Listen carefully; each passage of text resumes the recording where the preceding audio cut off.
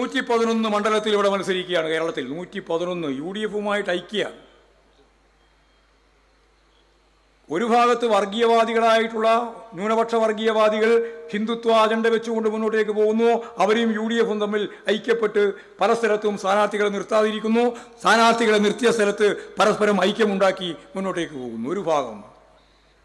വേറൊരു ഭാഗത്ത് Jamaat-e ഇസ്ലാമിയുമായിട്ട് UDF, league, അതുപോലെ തന്നെ VD സതീശൻ എന്ന പ്രതിപക്ഷ നേതാവ് ഉൾപ്പെടെ അവർക്ക് പൂർണ്ണമായ പിന്തുണ നൽകി ഈ ന്യൂനപക്ഷ വർഗീയതയെ പരിപോഷിപ്പിക്കുന്നു. SDI ഉൾപ്പെടെയുള്ളവരെ, SDPI. പാലക്കാട് ഉപതെരഞ്ഞെടുപ്പിൻ്റെ ഭാഗമായിട്ട് ഈ ഐക്യം ഉണ്ടായിരുന്നു. പാർലമെന്റ് തെരഞ്ഞെടുപ്പിൻ്റെ ഭാഗമായിട്ട് ഇവിടെ ഈ ഐക്യമുണ്ടായിരുന്നു. KC വേണുഗോപാലിന് ഇവിടെ ജയിച്ചത് SDPIയുടെയും ജമാഅത്തെ ഇസ്ലാമിൻ്റെയും വോട്ട് കൊണ്ടുകൂടിയാണ്. കേരളത്തിലുടനീളം ജയിച്ചത് അങ്ങനെയാണ്. രാഹുൽ ഗാന്ധിയും പ്രിയങ്ക ഗാന്ധിയും ജയിച്ച വോട്ടിൻ്റെ കൂട്ടത്തിൽ ജമാഅത്തെ ഇസ്ലാമിൻ്റെയും അതുപോലെ SDPIയുടെയും വോട്ടുണ്ട്. വർഗീയമാണ്. ഈ വർഗീയ വിഭാഗത്തെ ചേർത്ത് നിർത്തിക്കൊണ്ടാണ് ഇപ്പോൾ പ്രവർത്തിക്കാൻ ഉദ്ദേശിക്കുന്നത്. 2 സീറ്റ് കിട്ടും, കുറേ വോട്ട് കിട്ടുമെന്ന് വിചാരിച്ച് ഒരു തരത്തിലുള്ള ആശയ വ്യക്തതയുമില്ലാതെ വർഗീയ ധ്രുവീകരണത്തിന് ശ്രമിക്കുന്ന ന്യൂനപക്ഷ വർഗീയതയ്ക്ക് ഒപ്പം നിന്ന് മുന്നോട്ടേക്ക് പോകുന്നു. ഒരു ഭാഗത്ത് വർഗീയ ഭൂരിപക്ഷ വർഗീയതയ്ക്ക് അനുകൂലമായ നിലപാട് സ്വീകരിച്ച് മറുഭാഗത്ത് ഐക്യമുണ്ടാക്കാൻ ശ്രമിക്കുന്നു. രാഹുൽ മാങ്കൂട്ടത്തിലുമായി ബന്ധപ്പെട്ട് പുതിയ ഓഡിയോ സംഭാഷണങ്ങൾ, അതിന്റെ ഗുരുതരമായ സ്വഭാവത്തിലുള്ള ഓഡിയോ സംഭാഷണങ്ങൾ എല്ലാം പുറത്തു വരുന്ന സാഹചര്യമുണ്ടായി. ആ സംഭാഷണവുമായി ബന്ധപ്പെട്ട് പ്രതിപക്ഷ നേതാവ് ശക്തമായ നിലപാടെടുത്ത ആളാണ്. പക്ഷെ രാഹുൽ ഇപ്പോഴും ഇവിടെ പലതരത്തിലും സജീവമാണ്. പ്രത്യേകിച്ചും കോൺഗ്രസിന്റെ പ്രവർത്തനങ്ങൾക്ക് ഉൾപ്പെടെ സജീവമാണ്. എന്താണ് നിലപാട്? ഞങ്ങൾ ഈ കാര്യത്തിൽ വളരെ ക്ലിയർ അല്ലേ. അത് പ്രതിപക്ഷ നേതാവ് എടുത്ത നിലപാടല്ലല്ലോ. പാർട്ടി നേതൃത്വം യുനാനിമസായി ഏകകണ്ഠമായി എടുത്തൊരു തീരുമാനമാണ്. പിന്നെ നിങ്ങളിപ്പോൾ ഈ ചോദ്യം എന്ന് പറയുന്നത് ഒരേ കാര്യത്തിന് 2 പ്രാവശ്യം നടപടി എടുക്കാൻ പറ്റുമോ? ഒരേ കാര്യത്തിന് ഞങ്ങളൊരു നടപടി എടുത്തില്ലേ? ആ നടപടി എടുത്ത പാർട്ടിയാണ് കോൺഗ്രസ്. ആ നടപടി എടുത്തു. ആ നടപടി ഇപ്പോൾ നിലനിൽക്കുകയാണ്. പാർട്ടി നടപടി നേരിട്ട ഒരു വ്യക്തിക്ക് ഇത്തരത്തിൽ കോൺഗ്രസിന്റെ പ്രവർത്തനങ്ങൾക്ക് പ്രത്യേകിച്ചും സ്ഥാനാർത്ഥി നിർണയ ചർച്ചയ്ക്കും മറ്റു പരിപാടികൾക്കും വരാൻ കഴിയുമോ, പങ്കെടുക്കാൻ കഴിയുമോ? നിങ്ങളത് KPCC പ്രസിഡന്റിനോട് ഞാൻ പറയാൻ പാടില്ല. ഞാൻ പറയാനുള്ളത് ഞാൻ പറഞ്ഞു കഴിഞ്ഞു. പിന്നെ നിങ്ങൾ ആഗ്രഹിക്കുന്ന മറുപടി നിങ്ങൾ എന്തായാലും ഇഷ്ടപ്പെട്ട ടൈറ്റിലായിരിക്കുമല്ലോ നിങ്ങൾ കൊടുക്കുന്നത്. VD സതീശൻ അങ്ങനെ പറഞ്ഞു ഇങ്ങനെ ഞാൻ പറയാത്ത കാര്യമായിരിക്കുമല്ലോ കൊടുക്കുന്നത്. പ്രത്യേകിച്ച് കൈരളിയും ദേശാഭിമാനിയും. നമസ്കാരം. ന്യൂസ് ആൻഡ് വ്യൂസിലേക്ക് സ്വാഗതം. സംസ്ഥാനത്തെ തദ്ദേശ സ്വയംഭരണ തെരഞ്ഞെടുപ്പിൻ്റെ ചിത്രം വ്യക്തമാകുമ്പോൾ പ്രതിപക്ഷമായ UDF ക്യാമ്പ് കടുത്ത പ്രതിസന്ധിയിലാണ്. വിമതശല്യവും ആഭ്യന്തര കലഹങ്ങളും സഖ്യവിഷയങ്ങളിലെ വിവാദങ്ങളും മുന്നണിയുടെ അടിത്തറ തന്നെ ഇളക്കുന്നുണ്ട്. വിമത ഭീഷണിയിൽ കണ്ണൂർ മുതൽ കാസർഗോഡ് വരെയും കോട്ടയം മാടപ്പള്ളി മുതൽ കൊച്ചി കോർപ്പറേഷൻ വരെയും UDF പതറുന്നുണ്ട്. ചിലയിടങ്ങളിൽ ലീഗ് സീറ്റുകളിൽ കോൺഗ്രസ് വിമതർ മത്സരിക്കുന്നു. മറ്റു ചിലയിടങ്ങളിൽ സീറ്റ് കച്ചവട ആരോപണങ്ങൾ വരെ ഉയരുന്നു. കാസർഗോഡ് ഈസ്റ്റ് എളേരി പഞ്ചായത്തിലും തൃശൂർ DCC പ്രസിഡന്റിനെതിരെയും ഉയർന്ന ഗുരുതരമായ ആരോപണങ്ങൾ കോൺഗ്രസ് നേതൃത്വത്തെ പ്രതിരോധത്തിലാക്കിയിരിക്കുകയാണ്. DCC വൈസ് പ്രസിഡന്റ് അടക്കമുള്ളവർ പരസ്യമായി രാജിവെച്ചതും രമ്യ ഹരിദാസിൻ്റെ അമ്മയ്ക്കെതിരെ മത്സരിക്കുന്ന വിമത സ്ഥാനാർത്ഥി പിന്മാറില്ലെന്ന് പ്രഖ്യാപിച്ചതും പാർട്ടിയുടെ സംഘടനാ ദൗർബല്യം തുറന്നു കാട്ടുന്നു. ഇതിനെല്ലാം പുറമെ ജമാഅത്തെ ഇസ്ലാമിയുമായുള്ള സഖ്യവിഷയത്തിൽ UDF-നുള്ളിൽ തന്നെ ഭിന്നത രൂക്ഷം. വെൽഫെയർ പാർട്ടിയുമായാണ് സഖ്യമെന്ന UDF ന്യായീകരണം പരിഹാസ്യമാണെന്ന് കാന്തപുരം വിഭാഗം വിമർശിക്കുമ്പോൾ പ്രാദേശികമായി സഹകരണമുണ്ടെന്ന് VD സതീശനും സമ്മതിക്കുന്നു. ഈ സഖ്യം മുസ്ലിം ലീഗിൻ്റെ മതേതര മുഖത്തിന് കളങ്കമുണ്ടാക്കിയെന്ന് ആരോപിച്ച് ലീഗ് നേതാവ് പോലും രാജിവെച്ചു. അച്ചടക്ക നടപടി നേരിട്ട രാഹുൽ മാങ്കൂട്ടത്തിൽ വിഷയം കോൺഗ്രസിനുള്ളിൽ വീണ്ടും തലവേദനയാകുന്നതാണ് മറ്റൊരു കാര്യം. സസ്പെൻഷനിലായ രാഹുൽ ഔദ്യോഗിക പരിപാടികളിൽ പങ്കെടുക്കുന്നതിനെക്കുറിച്ച് മുതിർന്ന നേതാക്കൾ പരസ്പരം വിരുദ്ധ അഭിപ്രായങ്ങൾ പറയുമ്പോൾ പാർട്ടി നടപടി പ്രഹസനമാകുകയാണോ എന്ന ചോദ്യവും ഉയരുന്നു. UDF നേരിടുന്ന ഈ ആഭ്യന്തര പ്രശ്നങ്ങൾ LDF-ന് തെരഞ്ഞെടുപ്പിൽ മേൽക്കൈ നൽകുകയാണോ? വിമതരെയും ആഭ്യന്തര കലഹങ്ങളെയും നിയന്ത്രിക്കാൻ UDF നേതൃത്വത്തിന് കഴിയുമോ? ചർച്ച ചെയ്യുന്ന ഈ ഘട്ടത്തിൽ കൂടെയുള്ളവർ CPIM നേതാവ് അഡ്വക്കേറ്റ് KS അരുൺകുമാർ, ഇടത് നിരീക്ഷകൻ അഡ്വക്കേറ്റ് N ലാൽകുമാർ, കോൺഗ്രസ് സഹയാത്രികൻ N ശ്രീകുമാർ, ഏറ്റവും ആദ്യം എൻ ശ്രീകുമാറിലേക്കാണ്. എൻ ശ്രീകുമാർ, തദ്ദേശ സ്വയംഭരണ സ്ഥാപനങ്ങളിലേക്കുള്ള തെരഞ്ഞെടുപ്പിൻ്റെ ഈ വിശകലന ഘട്ടത്തിൽ ഇത്രയധികം രൂക്ഷമായ പ്രതിസന്ധി നേരിടുന്ന UDF-നെ താങ്കൾ എങ്ങനെയാണ് വിശദീകരിക്കുക? നോക്കൂ ഡോക്ടർ ലാൽ, UDF-നേക്കാൾ കൂടുതൽ പ്രതിസന്ധിയുള്ള LDF-ൻ്റെ കാര്യം ഞാനിപ്പോൾ ആദ്യം ചർച്ചയ്ക്ക് എടുക്കുന്നില്ല. കാരണം താങ്കൾ ഈ ആമുഖത്തിൽ പറഞ്ഞ കാര്യങ്ങൾ കേട്ടിരുന്ന ഇതിൻ്റെ കൈരളിയുടെ പാർട്ടി പ്രവർത്തകരായ പ്രേക്ഷകരെ ഞാൻ നിരാശപ്പെടുത്തുന്നില്ല. അത് ഞാൻ അടുത്ത ഘട്ടത്തിൽ പറയാം. UDF എന്തുകൊണ്ടാണ് ആത്മവിശ്വാസത്തോടെ തിരഞ്ഞെടുപ്പിനെ നേരിടുന്നത് എന്ന ഒരു ചോദ്യം താങ്കൾ ചോദിച്ചില്ല. ആ ചോദ്യം സ്വാഭാവികമായിട്ടും താങ്കളിൽ നിന്ന് ഞാൻ പ്രതീക്ഷിക്കുന്നുമില്ല. പക്ഷേ കേരളത്തിലെ UDF കഴിഞ്ഞ ദിവസം ഒരു പ്രകടന പത്രിക പുറത്തിറക്കിയിരുന്നു. ആ പ്രകടന പത്രിക ഇന്നത്തെ വാഗ്ദാനം, ഇന്നത്തെ ഉറപ്പ്, ഇന്നത്തെ വാഗ്ദാനം നാളത്തെ യാഥാർത്ഥ്യം എന്നതാണ്. അതായത് LDF വരും, എല്ലാം ശരിയാകും എന്ന് പറഞ്ഞ പോലെയല്ല, ഇന്നെന്താണോ വാഗ്ദാനം ചെയ്യുന്നത് അത് നാളെ പാലിച്ചിരിക്കുമെന്നാണ്. അങ്ങനെയുള്ള പ്രകടന പത്രിക വ്യാപകമായി ചർച്ച ചെയ്യപ്പെടേണ്ട ഒരവസരമാണിത്. അതുപോലെ തന്നെ LDF-ൻ്റെ പ്രകടന പത്രിക അതിനു മുമ്പ് ഇറക്കിയിരുന്നു, അതും ചർച്ച ചെയ്യപ്പെടണം. പക്ഷേ നിർഭാഗ്യവശാൽ ഒരു പത്രപ്രവർത്തകൻ എന്ന നിലയ്ക്ക് ഈ രണ്ട് പ്രകടന പത്രികകളും ഇന്ന് ചർച്ച ചെയ്യപ്പെടുന്നില്ല സമൂഹത്തിൽ പൊതുവായിട്ട്. അതിന് പകരം ഒരുപാട് വിവാദ വിഷയങ്ങളൊക്കെ പത്രമാധ്യമങ്ങൾ ചർച്ച ചെയ്യുന്നു. പക്ഷേ ജനങ്ങൾ ചർച്ച ചെയ്യുന്ന രണ്ട് കാര്യങ്ങളുണ്ട്. ഒന്ന് ഗവൺമെൻറ്റിൻ്റെ പ്രവർത്തനം, രണ്ട് പ്രതിപക്ഷത്തിൻ്റെ പ്രവർത്തനം, മൂന്ന് ശബരിമല വിഷയം. ഈ മൂന്ന് വിഷയങ്ങളാണ് ജനങ്ങൾ ചർച്ച ചെയ്യുന്നത്. പക്ഷേ അപ്പോൾ ഈ രണ്ട് മുന്നണികളുടെ പ്രകടന പത്രിക എന്തുകൊണ്ട് ചർച്ചയാകുന്നില്ല എന്നൊരു ചോദ്യം ഒരു സാധാരണ പത്രപ്രവർത്തകൻ എന്ന നിലയ്ക്ക്, കാരണം ഞാൻ പക്ഷമുള്ള പത്രപ്രവർത്തകനാണെങ്കിലും എനിക്കൊരു ഒരുപാട് പത്രങ്ങളിൽ ജോലി ചെയ്തിട്ടുള്ള ആളെന്ന നിലയ്ക്ക് എനിക്കതിൽ ചെറിയൊരു നിരാശയുണ്ട്. കാരണം എന്തുകൊണ്ടാണ് മുന്നണികളുടെ പ്രകടന പത്രിക ചർച്ച ചെയ്യുന്നത്? മുൻകാലങ്ങളിലൊക്കെ മുന്നണികൾ പ്രകടന പത്രികയെ എങ്ങനെ കൈകാര്യം ചെയ്തു എന്നുള്ളതിൻ്റെ തിരിച്ചറിവായിരിക്കണം ജനങ്ങളത് ചർച്ച ചെയ്യാതിരിക്കുന്നതിന് കാരണം, മാധ്യമങ്ങളും അത് തള്ളിക്കളയുന്നതിന് കാരണം. പക്ഷേ ഈ കഴിഞ്ഞ 10 വർഷമായി രണ്ട് പ്രകടന പത്രികകൾ ഇവിടെ കേരളം ചർച്ച ചെയ്യുകയും അതിൻ്റെ പുറത്ത് എന്തൊക്കെ കഴിഞ്ഞ ഈ സർക്കാരുകൾ ചെയ്തു എന്നുള്ളതും ചർച്ച ചെയ്തതിൻ്റെയും കൂടി ആത്മധൈര്യത്തിലാണ് ഇടതുപക്ഷം തെരഞ്ഞെടുപ്പിനെ നേരിടുന്നത് എന്നാണ് അവർ പറയുന്നത്. അല്ല, അവരത് പറയുന്നതോടോ അല്ലെങ്കിൽ അവരുടെ രാഷ്ട്രീയപരമായ അവകാശങ്ങളോടൊന്നും ഞാൻ വിയോജിപ്പ് പ്രകടിപ്പിക്കുന്നില്ല. തിരഞ്ഞെടുപ്പ് കാലമാണ്. ഞാൻ പറയുന്നത് പ്രകടന പത്രിക വെച്ചുകൊണ്ട് നമ്മൾ തിരഞ്ഞെടുപ്പിനെ നേരിടുന്നത് കേരളത്തിലെ ജനങ്ങൾ മുൻകാലങ്ങളിൽ അങ്ങനെ നേരിട്ടിട്ടില്ല. പക്ഷെ ചർച്ചയാക്കുന്നില്ല. അത് ചർച്ചയാക്കണ്ടേ തിരഞ്ഞെടുപ്പ് പ്രകടനത്തിൽ? അത് പത്രങ്ങളും അതുപോലെ മുന്നണികളും ചർച്ചയാക്കണ്ടേ? ചാനലുകളും ചർച്ചയാക്കണ്ടേ? അതാണ് ഞാൻ പറഞ്ഞത്.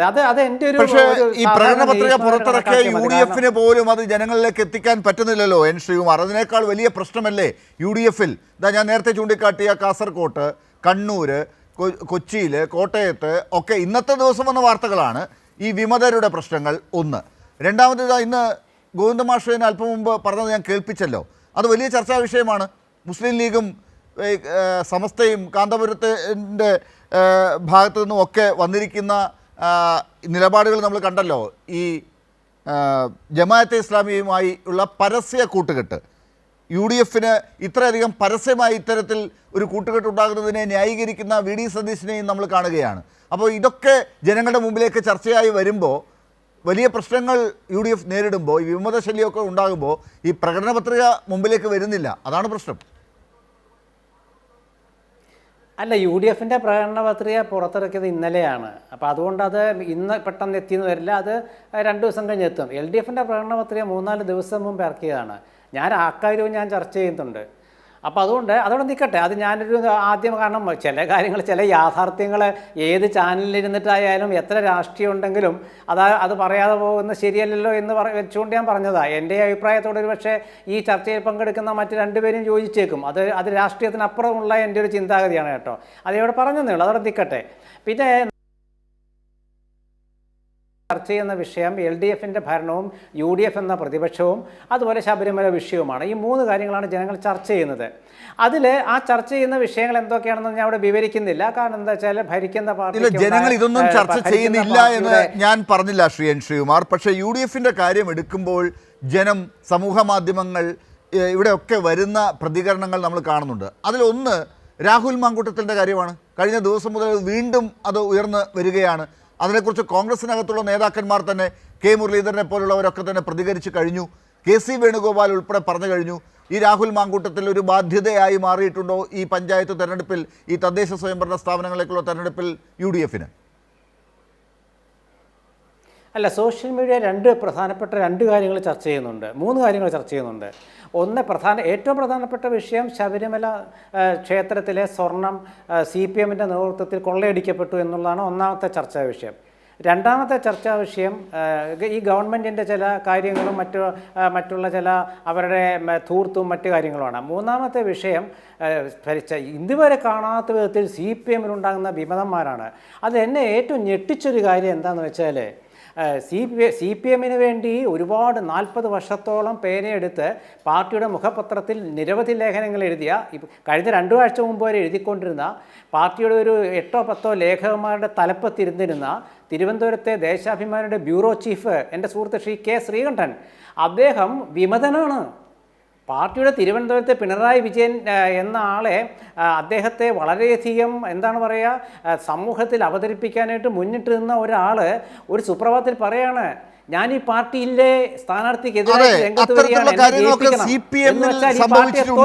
CPM-നോട് നമ്മൾ ആ ചോദ്യങ്ങൾ ചോദിച്ചിട്ടുമുണ്ട്. അവർക്കെതിരെ കൃത്യമായ നിലപാടുകളും നടപടികളും ആ പാർട്ടി എടുത്തിട്ടുമുണ്ട്. ശ്രീകണ്ഠൻ ഇപ്പോൾ എവിടെയാണെന്നുള്ളത് നമുക്കറിയാം. അതുപോലെ താങ്കൾ പറഞ്ഞ ശബരിമലയിലെ സ്വർണ്ണ കൊള്ളയുമായി ബന്ധപ്പെട്ട് പലരും അതിനകത്ത് ഇപ്പോൾ അറസ്റ്റിലായിട്ടുണ്ട്. അക്കൂട്ടത്തിൽ CPM നേതാവും അറസ്റ്റിലായിട്ടുണ്ട്. ആ കാര്യങ്ങൾ കൃത്യമായി അന്വേഷിച്ച് മുന്നോട്ട് പോകുന്ന ഒരു സർക്കാർ ഇവിടെയുണ്ട്, അതിൻ്റെ സംവിധാനം ഇവിടെയുണ്ട് എന്നുള്ളത് കോടതിയും അംഗീകരിച്ച് മുന്നോട്ട് പോകുന്നുണ്ട്.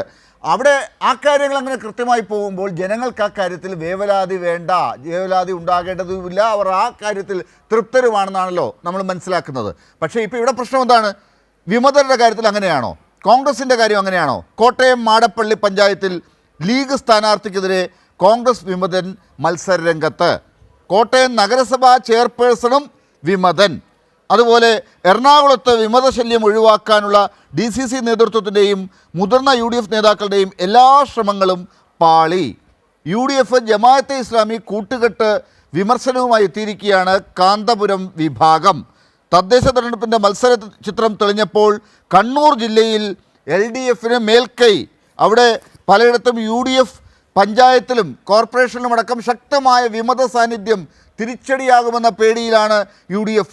കാസർകോട് വിമത പ്രശ്നം പരിഹരിക്കാനാകാതെ UDF ഈസ്റ്റ് എളേരി പഞ്ചായത്തിൽ കോൺഗ്രസ് മത്സരിക്കുന്ന 17 വാർഡുകളിൽ 7 വിമതർ.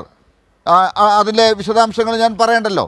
അങ്ങനെയൊക്കെ എത്തിയിട്ടാണ് ഏറ്റവും ഒടുവിൽ രാഹുൽ മാങ്കൂട്ടത്തിൻ്റെ കാര്യത്തിൽ VD സതീശനും K. മുരളീധരനുമൊക്കെ മറ്റുള്ളവർ പറയുന്ന നിലപാടിന് വിരുദ്ധമായ നിലപാടുകൾ പുറത്തേക്ക് പറയുന്നതും. ഇതൊക്കെയാണ് പ്രശ്നം. താങ്കൾ ചൂണ്ടിക്കാട്ടിയ പ്രശ്നങ്ങളൊന്നും ചർച്ചയാകുന്നില്ല എന്നല്ല, അതൊക്കെ ജനങ്ങൾ അക്കാര്യത്തിൽ സർക്കാരിൽ വിശ്വാസം അർപ്പിച്ച് മുന്നോട്ട് പോകുമ്പോൾ ഇവിടെ കോൺഗ്രസിലോ UDF-ലോ എന്തുണ്ട് ഒരു നടപടിയായി ചൂണ്ടിക്കാട്ടാൻ?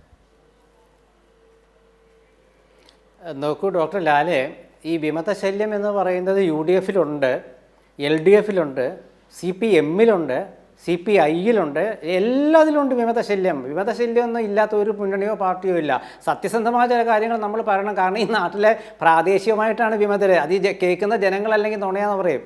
ഇവിടെ തൃശ്ശൂർ ടൗണിൽ തന്നെ നമ്മളൊക്കെ ഞെട്ടിപ്പിച്ചുകൊണ്ടാണ് CPI-യിലെ വിമതനുണ്ടായിരിക്കുന്നത്. അതുപോലെ CPM-ൻ്റെ ചില പഞ്ചായത്തിൽ വിമതനുണ്ടായിരിക്കുന്നത്. മാത്രമല്ല പാർട്ടി മാറുകയാണ്. CPM-നെ നേതാക്കൾ BJP-യിലേക്ക് പോവുകയാണ്, കോൺഗ്രസിൽ നിന്ന് പോകുന്നുണ്ട്, അത് എല്ലാത്തിൽ നിന്നും പോകുന്നുണ്ട്. ഞാൻ പറഞ്ഞ അതൊക്കെ ഒരു ചർച്ചയാണെങ്കിൽ പോലും താങ്കൾ പറഞ്ഞ 1-2 കാര്യങ്ങൾ ഞാൻ വിശദമായിട്ട് പറയാം. ഒന്ന് ശബരിമല വിഷയം. ശബരിമല വിഷയത്തിൽ അറസ്റ്റിലായ രണ്ട് CPM നേതാക്കളുണ്ട്. അതിലൊരാൾ ജില്ലാ സെക്രട്ടേറിയറ്റ് അംഗവും മുൻ സംസ്ഥാന കമ്മിറ്റി അംഗവും മുൻ MLA ഒക്കെയാണ്. ഒരാൾ മുൻ പഞ്ചായത്ത് പ്രസിഡന്റും ആയിരുന്നു. അപ്പോൾ ഇവരെയൊക്കെ ഇപ്പോഴും പാർട്ടിയിലുണ്ട്. പാർട്ടി നിന്ന് മാറ്റിയിട്ടില്ല, പാർട്ടി നടപടി എടുത്തിട്ടില്ല. എന്തുകൊണ്ടാണ് പാർട്ടി നടപടി എടുക്കാറില്ല? നമുക്ക് മുൻ അനുഭവങ്ങൾ വെച്ച് ആ പാർട്ടിയിൽ ഒരു നടപടി വേണ്ടി വരുന്ന ഒരു ഘട്ടത്തിൽ അവർ എടുത്തു കഴിഞ്ഞാൽ അവിടെ എന്താണ് സംഭവിക്കുക നമുക്കറിയാം. അക്കാര്യത്തിൽ നമുക്ക് കാത്തിരിക്കാം. പക്ഷെ അതിനുള്ള സമയമേ ആകുന്നുള്ളൂ അക്കാര്യത്തിൽ. പക്ഷേ രാഹുൽ മാങ്കൂട്ടത്തിൻ്റെ കാര്യം അങ്ങനെയാണോ? രാഹുൽ മാങ്കൂട്ടത്തിൻ്റെ കാര്യത്തിൽ എത്ര തവണ ആ ശബ്ദം പുറത്തേക്ക് വന്നു? കഴിഞ്ഞ ദിവസവും പുതിയ വെളിപ്പെടുത്തലുകൾ വരുമ്പോൾ ഈ കാര്യത്തിൽ കോൺഗ്രസ് പുറത്താക്കി സസ്പെൻഡ് ചെയ്തു എന്ന് പറയുന്ന രാഹുൽ മാങ്കൂട്ടത്തിൽ UDF-ന് വേണ്ടി പ്രചരണ രംഗത്താണ്. അതെങ്ങനെയാണ് സംഭവിക്കുന്നത്? ഷാഫി പറമ്പിൽ അതിനെ ന്യായീകരിക്കുന്നു, വി കെ ശ്രീകണ്ഠൻ ന്യായീകരിക്കുന്നു, അവിടെ കെ മുരളീധരൻ ഇയാൾ അങ്ങനെ ഇനി വീണ്ടും പ്രചരണത്തിനെത്തിയാൽ പുറത്താകും എന്ന് ഭീഷണി ആയിട്ടെത്തുന്നു. എന്താണ് ഈ സംഭവിക്കുന്നത്? നോക്കൂ, പാലക്കാട് MLA ആയിട്ടുള്ള ശ്രീ രാഹുൽ മാങ്കൂട്ടത്തിൽ അദ്ദേഹം എന്തായാലും കോൺഗ്രസിൽ നിന്ന് സസ്പെൻഡ് ചെയ്യപ്പെട്ടിരിക്കുകയാണ്. അദ്ദേഹം കോൺഗ്രസിൻ്റെ ഔദ്യോഗികമായിട്ടുള്ള ഒരു പരിപാടിയിലും പങ്കെടുക്കുന്നുമില്ല. മറ്റൊരു കാര്യം എന്താണെന്ന് വെച്ചാൽ പാലക്കാട്ട് അദ്ദേഹം ചെല്ലുമ്പോൾ അവിടെ വേദികളിൽ അദ്ദേഹം ചെല്ലാറുണ്ട്. മന്ത്രി ശിവൻകുട്ടിയായിട്ടുള്ളത്, മന്ത്രി കൃഷ്ണൻകുട്ടിയായിട്ടുള്ളത്, CPM MLA ആയിട്ടുള്ളവരൊക്കെ വേദിയിൽ അദ്ദേഹം പങ്കെടുത്തിട്ടുണ്ട്. അതുകൂടാതെ അവിടുത്തെ UDFൻ്റെ പ്രവർത്തകർ അദ്ദേഹത്തിൻ്റെ ഒപ്പമുണ്ട്, അദ്ദേഹത്തിൻ്റെ കൂടെ കൂട്ടുന്നുണ്ട്, UDFൻ്റെ കാര്യങ്ങൾ അദ്ദേഹം ശ്രദ്ധിക്കുന്നുണ്ട്. അതൊക്കെ അദ്ദേഹം ഒരു കോൺഗ്രസ്സുകാരനായതുകൊണ്ട് അവിടെയുള്ള ജനങ്ങൾ അദ്ദേഹത്തോട് സ്നേഹം കാണിക്കുന്നതിൽ എനിക്ക് അദ്ദേഹത്തിന്റെ ശബ്ദം പുറത്തേക്ക് വരുമ്പോൾ ആ ശബ്ദത്തിന്റെ പുറത്ത് സംസ്ഥാനത്ത് അല്ലെങ്കിൽ നമ്മുടെ മനുഷ്യരുടെ ഇടയിൽ കേൾക്കാൻ പാടില്ലാത്ത കാര്യങ്ങൾ പുറത്തേക്കൊരു സ്ത്രീയുടെ ശബ്ദം പുറത്തേക്ക് വരുമ്പോൾ അക്കാര്യത്തിൽ പരാതിയുമായി മുഖ്യമന്ത്രിയുടെ അടുത്തേക്ക് പോകുന്നു എന്ന വലിയ പരാതികൾ നമ്മൾ കേൾക്കുമ്പോൾ ഇതൊക്കെ ഒരു കോൺഗ്രസ്സുകാരനാണ് അപ്പുറത്ത് പ്രതിയായി നിൽക്കുന്നത്, അപ്പുറത്ത് മറുഭാഗത്തെ ശബ്ദത്തിൻ്റെ ഉടമ എന്നുള്ളത് കൊണ്ട്, കോൺഗ്രസിനോട് സ്നേഹമുള്ളത് കൊണ്ട് അവരെയൊന്നും ഞങ്ങൾ എതിർക്കില്ല, അദ്ദേഹം എന്ത് തെറ്റ് ചെയ്താലും അത് ഞങ്ങളുടെ സ്വന്തം കോൺഗ്രസ്സുകാരനാണ് എന്ന് പറഞ്ഞ് ചേർത്ത് പിടിക്കലാണോ കോൺഗ്രസ് ഈ തെരഞ്ഞെടുപ്പ് ഘട്ടത്തിൽ ചെയ്യേണ്ടത്? അല്ല, ഈ തെരഞ്ഞെടുപ്പ് ഘട്ടമാകുമ്പോൾ എന്തെങ്കിലും ശബ്ദരേഖയൊക്കെ പുറത്തേക്ക് വരും. ഞാൻ പറയുന്നത് തെരഞ്ഞെടുപ്പ് ഘട്ടത്തിൽ ആരുടെ ശബ്ദരേഖയാണെന്ന് എനിക്കറിയില്ല. കാരണം ഒരാൾ നിങ്ങൾ പറഞ്ഞു എന്നുകൊണ്ടത് ആവണമെന്നില്ല, എനിക്കറിയില്ല ആരുടെയാണെന്നുള്ളത്. ലാലിൻ്റെ അദ്ദേഹത്തിൻ്റെ ശബ്ദരേഖയാണെന്ന് തോന്നുകയാണെങ്കിൽ വിശ്വസിക്കാൻ എനിക്കറിയില്ല. മാധ്യമങ്ങൾ ആവർത്തിച്ച് ചോദിച്ചു, നാട്ടു നടപ്പാണല്ലോ, രാഹുൽ മാങ്കൂട്ടത്തിലോട് നിങ്ങളുടേതാണോ അല്ലയോ പറയൂ, നിങ്ങൾ പറയുമെന്ന് പറയുമ്പോൾ അയാൾ പറയുന്നില്ലല്ലോ. പിന്നെ എങ്ങനെയാണ് നമ്മളത് ഈ നാട്ടിൽ എങ്ങനെയാണ് ചോദിക്കുക? താങ്കളൊരു പത്രപ്രവർത്തകനല്ലേ, രാഹുൽ മാങ്കൂട്ടത്തിൻ്റെ ശബ്ദം പോലെ തോന്നുന്ന എന്ന് താങ്കളുടെ ഭാഷയിൽ പറഞ്ഞാൽ മറ്റുള്ളവർക്കൊക്കെ അതിൽ സംശയമില്ല, ആ ശബ്ദം അതുപോലെ തന്നെയുണ്ട്. അങ്ങനെ അത്ര വലിയ മിമിക്രി താരം അവിടെ ഉണ്ടെങ്കിൽ നമുക്ക് അയാളെ കൊണ്ടുവരണമല്ലോ. രാഹുലിനെ ഇങ്ങനെ അപമാനിക്കുന്ന മിമിക്രിക്കാരൻ ആരാണെന്ന് നമ്മൾ കണ്ടുപിടിക്കണ്ടേ? കോൺഗ്രസിനാണ് ഉത്തരവാദിത്തമില്ലേ? എന്തിനാണ് നമ്മുടെ നാട്ടിൽ പോലീസ് ഉള്ളത്? എന്തിനാണ് പോലീസ്? പരാതി മേടിച്ചിട്ട് നടപടി എടുക്കട്ടെ. അതെ, പരാതി വരുന്നുണ്ടല്ലോ. അല്ല ലാലേ ഒന്നാമത്തെ കാര്യം എന്നോട് ഈ വിഷയം പറഞ്ഞിട്ടില്ല, എന്നാലും ഞാൻ ലാലെ ചോദിച്ചുകൊണ്ട് പറയാണ്. ആ വിഷയത്തിൽ കോൺഗ്രസ് നടപടി എടുത്തിട്ടുണ്ട്. ഇനി ഗവൺമെൻറ് പോലീസൊക്കെ അന്വേഷിച്ച് നടപടി എടുക്കണമെങ്കിൽ എടുത്തോട്ടെ. എന്തായാലും തെരഞ്ഞെടുപ്പിലെ ജനങ്ങൾക്കിടയിലെ ഉള്ള വിഷയം അതല്ല. ശബരിമല ക്ഷേത്രത്തിലെ ഭഗവാന്റെ സ്വർണം CPM നേതാക്കൾ കൊള്ളയടിച്ചതാണ്. അവർ ജയിലിൽ കിടക്കുന്നതാണ്. CPMന്റെ മുൻ ഇപ്പോഴത്തെ ജില്ലാ കമ്മിറ്റി അംഗം, സെക്രട്ടേറിയറ്റ് അംഗം ജയിലിൽ കിടക്കുകയാണ്. ആ ജയിലിൽ കിടക്കുന്ന ഒരാളെ ഏതോ ഒരു ശബ്ദരേഖ ചർച്ച ചെയ്യുന്നതിന് എന്താ അർത്ഥമുള്ളത്? ശരി, പക്ഷേ ഞാൻ ഈ ശബ്ദരേഖയെ കുറിച്ച് ചോദിക്കില്ല, രാഹുലിന്റെ കാര്യം ചോദിക്കില്ല എന്നൊന്നും താങ്കളോട് പറഞ്ഞില്ല. ഞാൻ പറഞ്ഞത് UDFനെ പ്രതിസന്ധിയിലാക്കുന്ന വിഷയങ്ങൾ, UDF നേരിടുന്ന വിഷയങ്ങൾ ഞാൻ ചോദിക്കും, അതാണ് ഇന്നത്തെ വിഷയമെന്നാണ്. അതിൽ ഇത് പെടില്ല എന്ന് താങ്കൾ കരുതിയെങ്കിൽ അത് എൻ്റെ കുറ്റമല്ല, ഞാനങ്ങനെ ചോദിക്കില്ല എന്ന് താങ്കളോട് പറഞ്ഞിട്ടുമില്ല. അത് ഈ ഘട്ടത്തിൽ വ്യക്തമാണ്. ശരി ശരി. അരുൺകുമാർ, KS അരുൺകുമാർ, നോക്കൂ, UDFന്റെ പ്രതിസന്ധികളെക്കുറിച്ചാണ് നമ്മുടെ ചർച്ചാ വിഷയം. അപ്പോൾ അതിനകത്ത് LDFനും ചില പ്രതിസന്ധി ഘട്ടങ്ങളുണ്ട് എന്ന് മുന്നോട്ട് പറയാനാണ്, അത് ശബരിമലയാണ് പ്രധാന വിഷയം എന്ന് പറയാനാണ് ശ്രീ N. ശ്രീകുമാർ ശ്രമിക്കുന്നത്. പക്ഷേ ഇവിടെ ചൂണ്ടിക്കാട്ടിയ വിമതരുടെയും രാഹുൽ മാങ്കൂട്ടത്തിൻ്റെയും ഒക്കെ വിഷയം എങ്ങനെയാണ് മുൻപില്ലാത്ത വിധം UDFനെ സംസ്ഥാനത്ത്, പ്രത്യേകിച്ച് ഈ ജമാഅത്തെയുമായിട്ടുള്ള ബന്ധം ഉൾപ്പെടെ ഞാൻ ചോദിച്ചു. ഈ കാര്യങ്ങളൊക്കെ എങ്ങനെയാണ് UDF എന്ന് പറയുന്ന ഒരു മുന്നണിയെ കൃത്യമായി ബാധിക്കുന്നത്? നിങ്ങളുടെ നിരീക്ഷണം എന്താണ്?